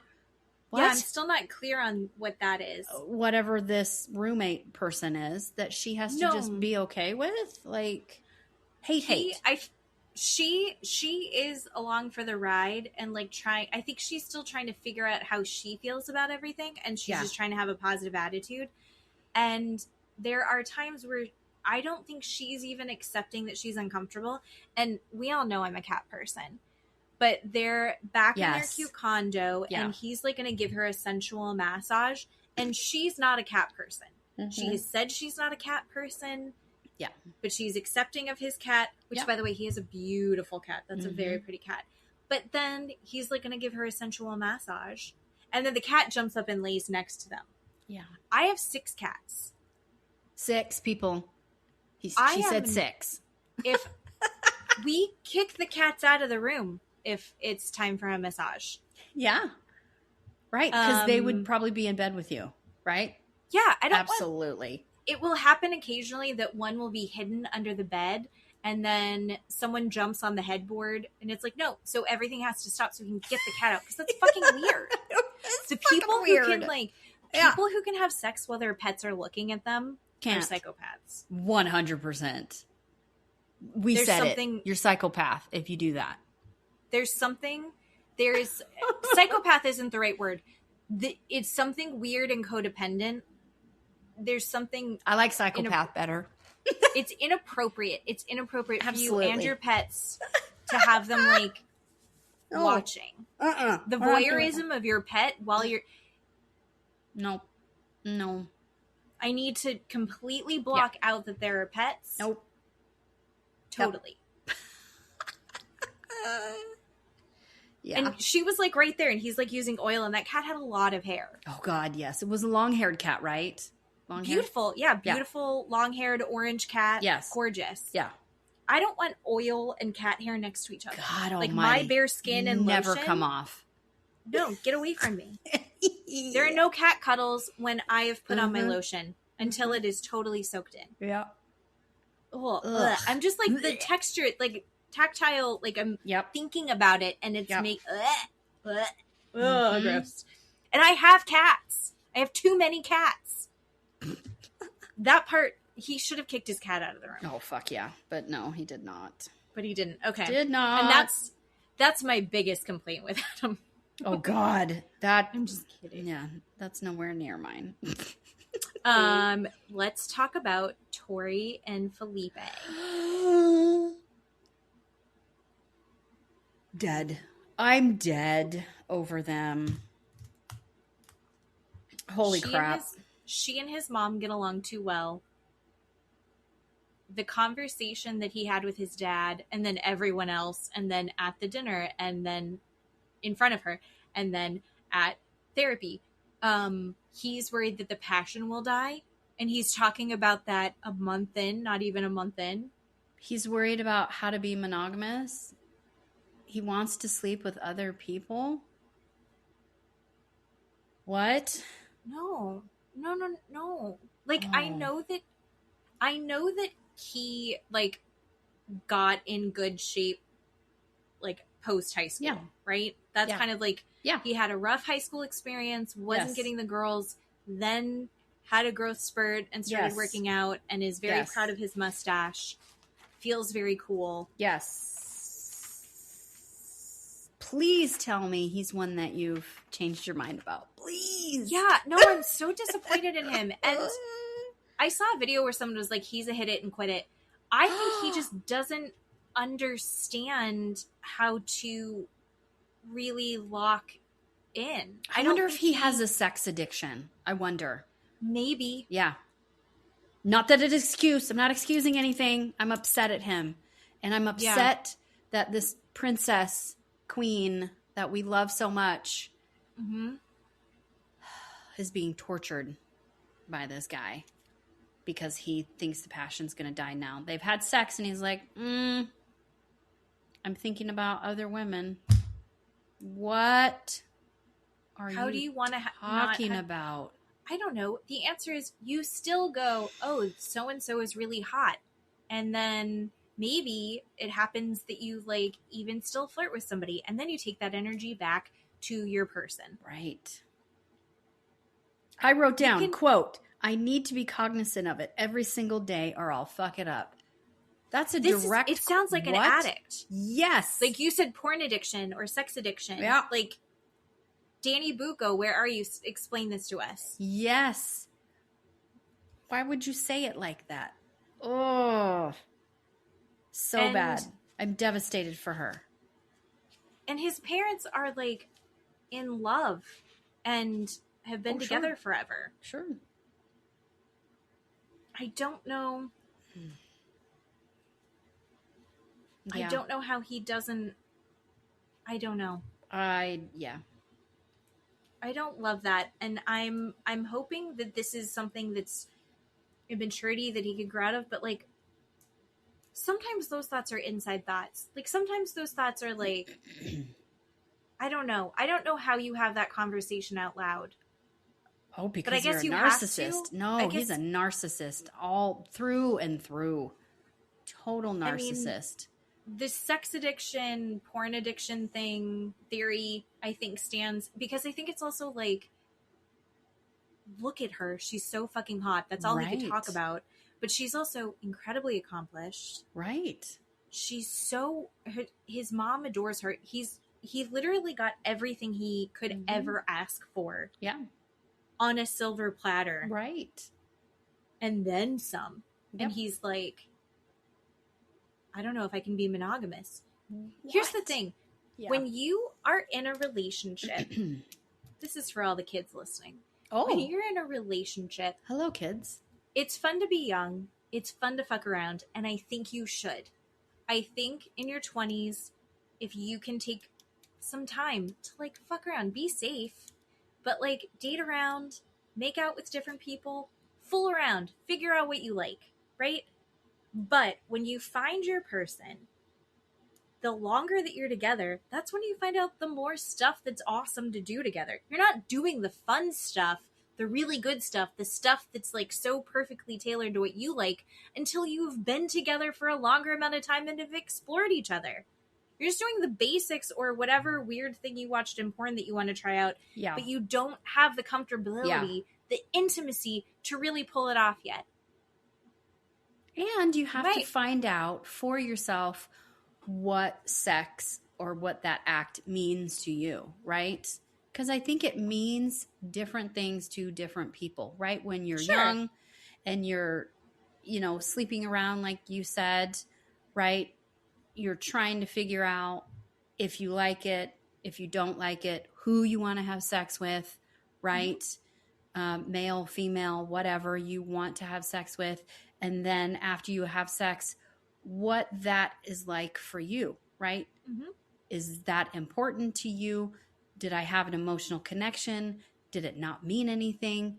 Do I not want to have sex with men anymore? Do I not want to have sex with women, right? All of those things. I think after a while, you figure out what it means to you. And then when you find your right person, all of that kind of flows together. And then you can have deeper, more meaningful relationship. It evolves and it gets better. Right. It gets so much better. Right. Than just that. I keep going back to Danny Bucco saying that he's like 6 years sober from porn. And it's like what you're watching in porn isn't real. Exactly. It's not real. I mean, it's sex, but it's like, it's just the one layer of it. It's not the whole thing. It's not all of it. You're not getting the full experience of it. Yep. And I don't know. So I'm worried that Felipe is a little stunted with his previous lifestyle of being non-monogamous. I mean, he had a girlfriend for like 3 years. Did he? I don't remember that part, but okay. And then he cheated on her. Oh, that's right. Someone when he was drunk or something. Okay, that's right. Maybe That's right. 3 years. I might be making up the 3 years. No, part, it was a while. He said it was a while. You're right.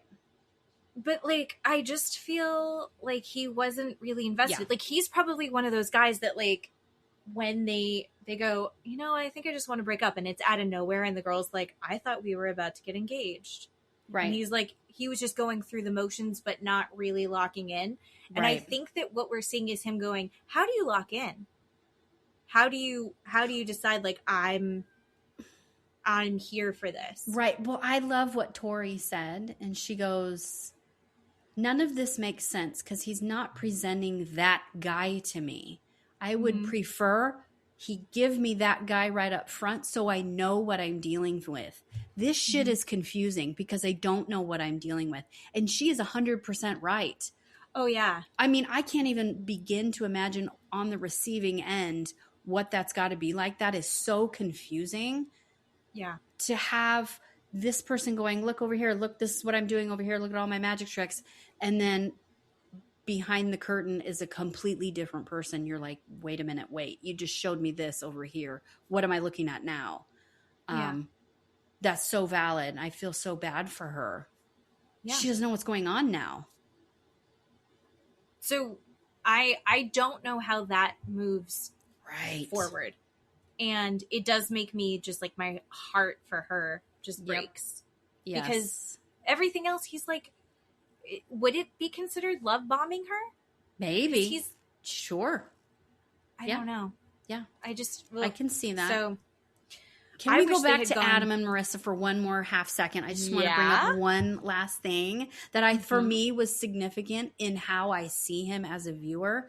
When they did the painting date, when they painted each other, when they did that, okay, I hadn't seen anything about it. I knew exactly what he was going to paint her. I knew he was going to paint her terrible. And I knew she would paint him normal, the best of her abilities. Yeah. Right? And he painted her horrifically and wrote the word cooked at the top on purpose. And in my mind, he did that on purpose to like almost humble her, to bring her down. She is stunning. She is a beautiful, wonderful, just loving, giving person. She is so kind and a nice person, and he knows that, and he has to be in control of how she sees herself, so he painted her as terribly as he possibly could on purpose. He did it on purpose.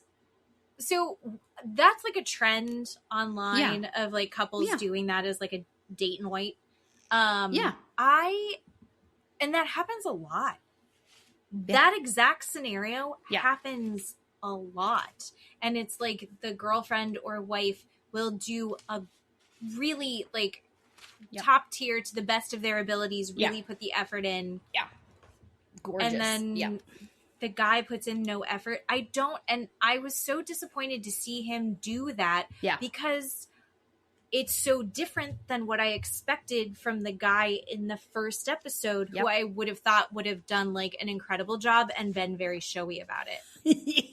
You know? Right. I think I was like, is this because he can't do as good of a job as she did? So he had to like do a shitty job to like try and feel back in power? No. I don't know. No. I didn't like it. Didn't like it. Either way, I don't like it.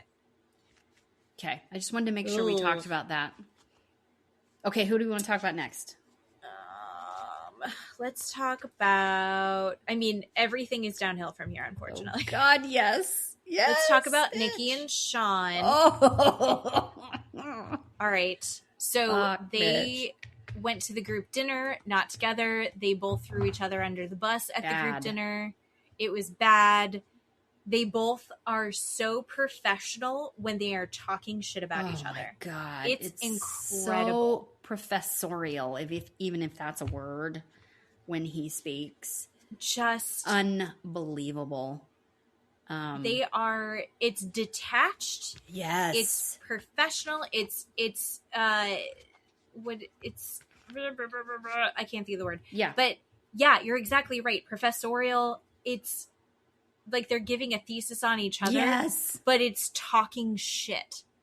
It's Southern people saying bless your heart, and and you don't realize, it sounds like they're saying something nice, but they're really like ripping you apart. That's what's happening. With they're these doing two. this PowerPoint. I mean, like I'm in a meeting and I'm watching a PowerPoint about the other person. That's what's going on. It's weird. It's like they're trying to put each other on like, what is it? Like an improvement plan at work. Yes, right? And they're like, these are the things, and these are the milestones that you need to hit, and this is what you've been doing badly at. Yes, bitch. And then they go to therapy. Yep. And it was like, she's like, I don't want to be here. And Sean's like, well, I don't want to give up. Fucking Sean. And his like, I'm going to keep trying because I don't ever give up.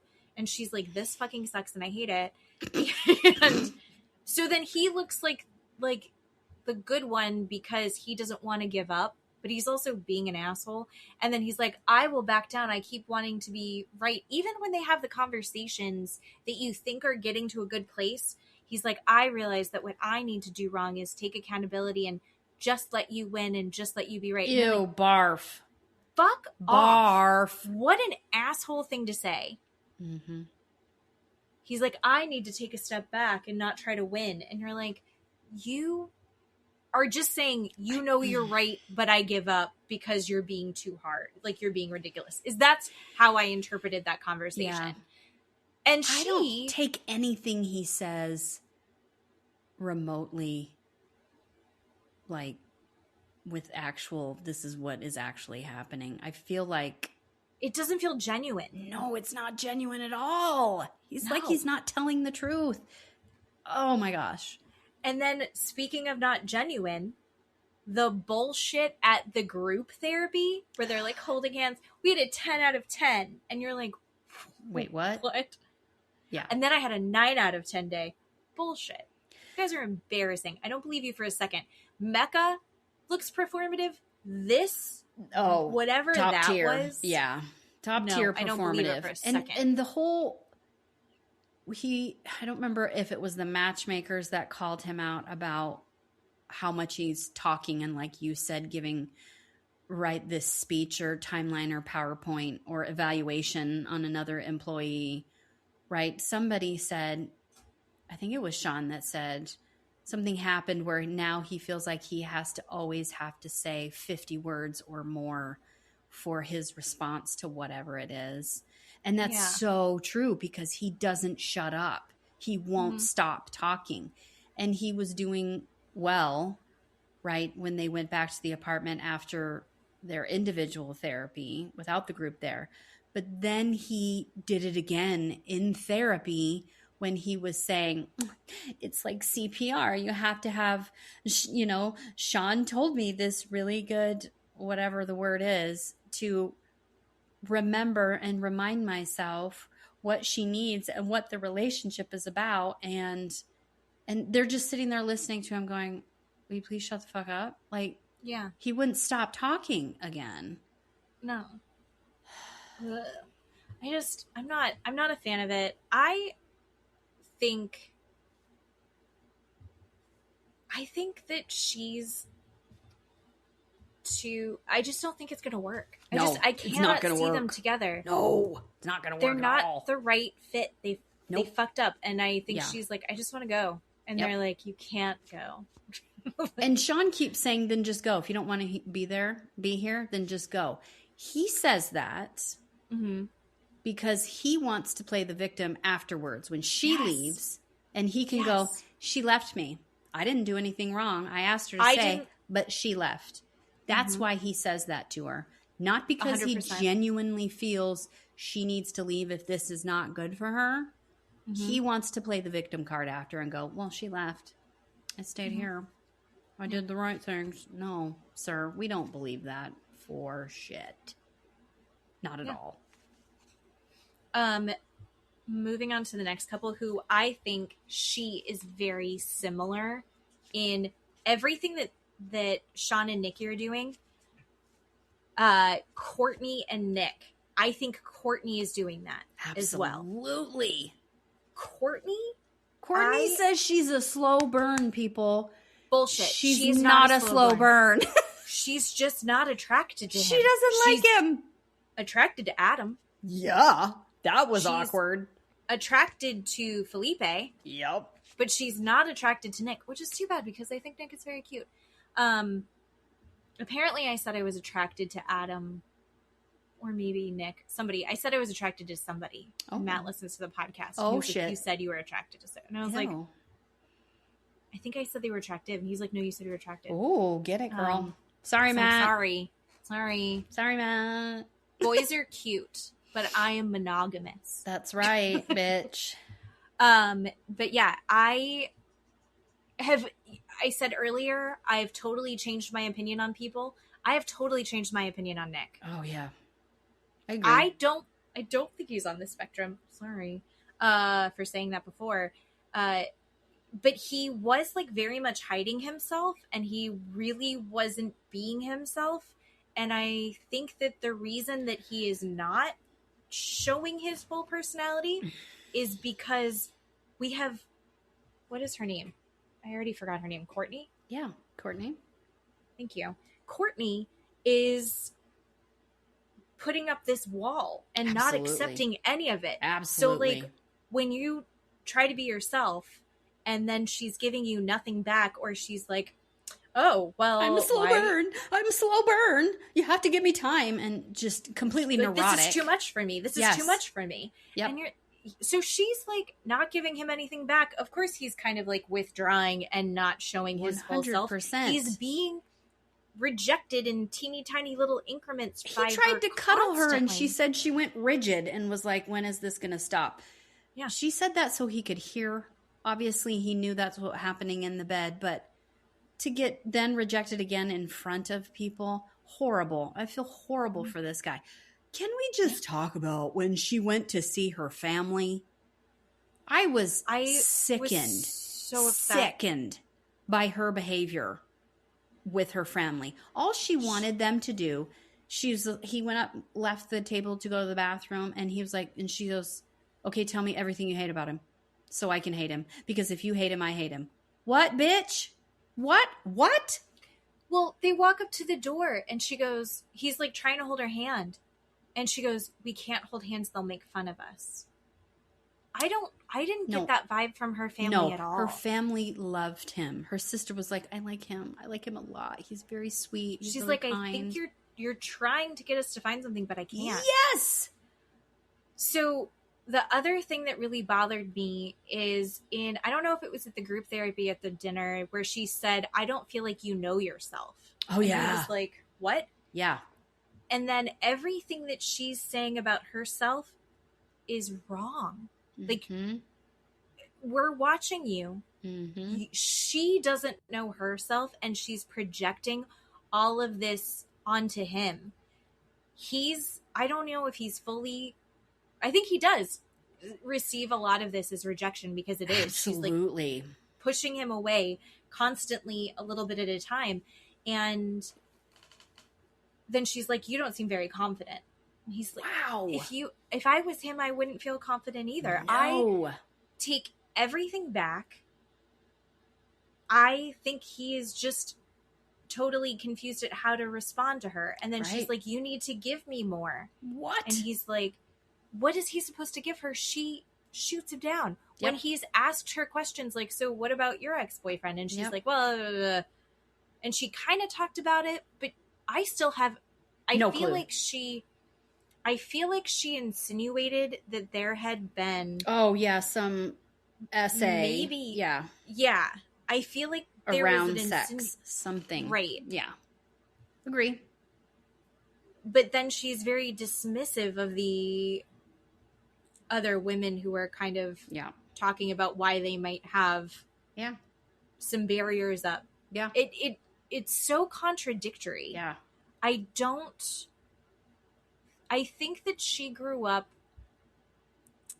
in a way that, like, she was trying to please her parents quite a bit. Sure. And I don't think that she has figured out who she is totally. I don't think she's figured out what she truly believes. I don't think she's done any of the real investigations of those things for herself. Mm-hmm. I don't think that she has really looked at the trauma that she experienced in those past relationships, whether it was SA or just like Sure. she didn't get what she needed emotionally Sure. and she put herself in a position Yeah. that she wasn't comfortable with. That's what I got. At the very least, that she accepted things that she probably shouldn't have. Yeah. Because she was hoping for a connection that they weren't going to give her. Yeah. And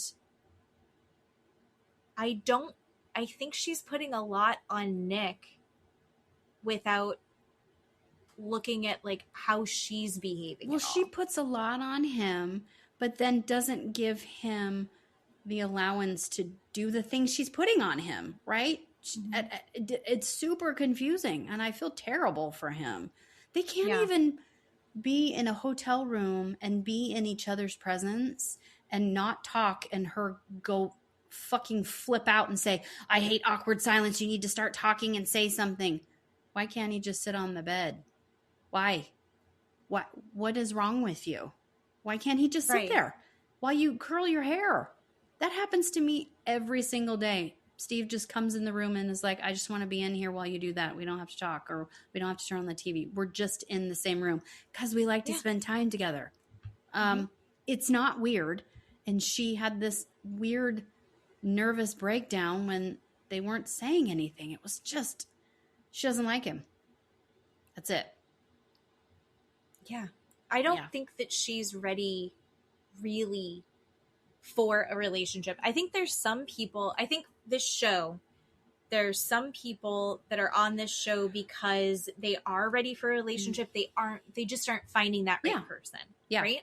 And I think everyone thinks that that's who they are. Yeah. But I think she is actually not ready. I think all of the parts that she wants to be in a relationship without doing any of the work that it takes to get there. Yeah. I think she's like, I just want someone to give me a husband and then it all works. And it's like, no, you have to. And I think she didn't realize the work that she was going to have to do. I still think she doesn't. I think she's like, this feels uncomfortable because he's wrong. And it's like, yes. No, bitch, stop. No. I don't know. Yeah. Again, I have a hard time with her because she doesn't remember what happened on January 6th. That will never not be funny. Never. Holy shit. That bothers me. Yeah. I think that, and she's so dismissive of anyone that could possibly, she says, I don't know how anyone could live not conservatively or think not conservatively. Weird. And I was like, okay. So that right there is a problem. Mm-hmm. I can't see anyone else's perspective. I, quite left-leaning, quite progressive, can understand. I can see why people have the values that they do. And I don't think that having the values that you do discounts who you are as a person, and I'm going to rip you apart. I can disagree with you. The fact that I disagree with you either. Yeah, so 100%. Yeah. I don't know. Ugh. I don't know. I'm now Team Nick. Nick, I'm sorry if I said something not nice about you. I have completely, based on what we're seeing. Wow. I'm bummed out for you. Yep. I hope that you find someone great after the show is over. Yeah. He could be the next Bachelor. Oh, that would be good. That would be fun. He would He be has a great enough TV Bachelor. experience. Was he on The Bachelor? He might have been on The Bachelor. I don't know. I don't think so. Okay, and our last couple, Caitlin and Devin. Caitlin. She says she's a slow burn too. I think I'm struggling. Likes the idea of being in a relationship. Yeah. But I don't think I think she thinks she needs to be in a relationship. But I think she's one of those people that could actually live a fantastic, fulfilled life independently. You know? Like, Sure. Do you want to be a wife? Yeah. I don't think she's not living her life in a way that says I want to be someone's wife. Yeah. And that's okay, but I don't think I don't think she's recognizing that in herself. She's just feeling totally overwhelmed that this isn't working the way that she thought it would. That she doesn't feel the way that she thought she would. Yeah. I also get from her that it's hard for her to understand that someone else wouldn't see a relationship with two people the way she does, meaning she likes to have her alone time, or she doesn't necessarily have to spend all day, every day, right, together with her partner. Yeah. I don't think she sees that another person wouldn't understand that, right? Because that's what she wants. That's how she lives her life. Love that for her. Whatever you need, babe. But to me, she doesn't give him grace when he was like, I don't get it. Please explain it. Please help me help you. And then she gets just pissed off. And that's not fair. And then she brings those friends to meet him. And the one friend is like, I haven't seen my husband in like 4 months. And then I just got home and now he's leaving and it's awesome. And I'm just like, oh, fuck. Yeah, these are not the women to have him meet. And I know that there are relationships that function well like that. Sure. Right? Nothing wrong with that. That is a structure of a relationship Absolutely. that exists Sure. and works well. Yeah. When both people are comfortable Yes. with that Yeah. level of independence. Yep. Right? Yes. She needed not a rugby player, she needed a golf player. Yeah. She needed a guy that is going to be gone all weekend. She needed a guy who is going to be, I don't know, like out hunting. Yeah. For the weekend or fishing for the weekend. He's, he's available to be home all the time. He was raised by two women, and they clearly raised him correctly to speak to women correctly, treat women correctly and appropriately, and tap into his emotional needs on how he's feeling, why he's feeling the way he is, to express what he needs, and then take care of whatever situation is going on. And I love that. I love that that's how he is, and we are getting to see that's what he is. And she is not receptive to that at all. And it blows my fucking mind. My head is off my shoulders. I am not understanding what I'm watching. No, I don't think she is understanding what's going on at all. Right. I don't think that she's been around men that are, my husband and I are so codependent. We are around each other all the time and it is the best and that's what we like. I get that doesn't work for everybody. But the level of her needing so much space. Right. Agree. Whereas he's like, I want to be next to you all the time. It's too much of a disconnect. Yeah. He's not going to get what he needs. She doesn't have the bandwidth for it. She doesn't want to make the bandwidth for it. Yeah, that's She true. feels like that's an intrusion on her space and her energy. Yeah. And that's why she's so defensive and freaked out by it. Yeah. And I don't think that either of them is wrong. I just think the matchmakers fucked up. Right. So, I don't know. I have been very meticulous to not watch anything or get any spoilers for the newest 3 episodes. Okay. So I don't know yet. Okay. I'm excited about it though. Versus Below Deck Med. Show me all the spoilers. Oh my gosh. Tell me all about it. Right. But for this one, I'm like, oh, I don't want to know. I don't want to know yet. I'll find out. I loved at the end of the group session, the matchmaker said, if today was the day to decide, what would everybody's decision be? And I wrote down everybody's decision. So both Cameron and Michelle said yes. They would say yes. Marissa and Adam both said yes. I was shocked. I was surprised by that. I was surprised about that. And then Tori and Felipe, they both said, I would say yes. Yeah. Felipe has an asterisk. Right. Yes. Asterisk. Everybody else was undecided, right? Caitlin and Devin, Sean and Nikki, obviously. Mecca and Belle and Courtney and Nick, all undecided. Nobody said no, but that tracks, right? The undecided tracks for those people. Oh, I almost thought that Nikki and Sean should have definitely said no, but we're going to pretend to do this weird, this game or this play. I don't, what are we watching? Whatever the fuck they were doing at the final or the most recent therapy, I was just like, this is bullshit.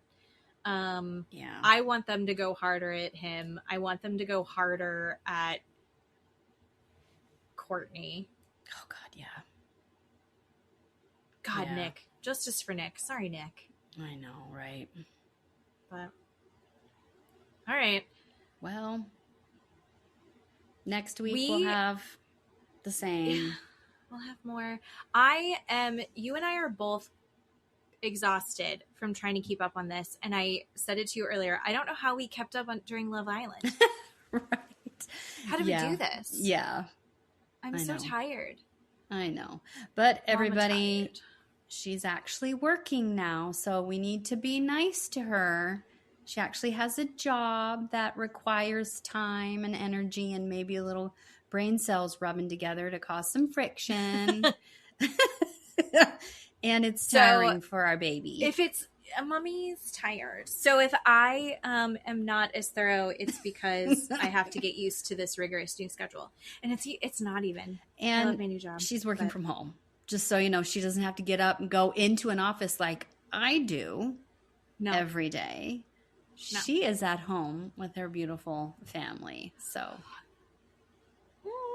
I have 13-year-old boys. I don't know if beautiful is the word. They just got haircuts, so they are beautiful. They did just get haircuts. Thank you. They did just get haircuts. Thank you, children. I set up my desk next to my bed, so I literally can roll out of bed. Stop. I can go. And the problem is, I'm going to bring up my cats again. The problem is that I haven't had a desk in my bedroom. Okay. So now I put the desk in and I have the chair there. And all last night I got like no sleep because the cats thought that this is a new like play place. And the kitten has been launching herself onto my head from the back of the chair. So I hear like flump, flump. And then all of a sudden there's a cat on my face in the middle of the night. So listen, I'm not that much better than Adam as far as like letting my cats have access to me in bed. Oh my Lord. Oh my Lord. All right. Look at us. Just look at us. Over 2 hours again. Look at us. We're like pretty consistent. Look at us. We can do it. Thank you everybody for listening to our podcast. And Keeley, I love you so much. Thank you for doing podcasts with me. Thank you.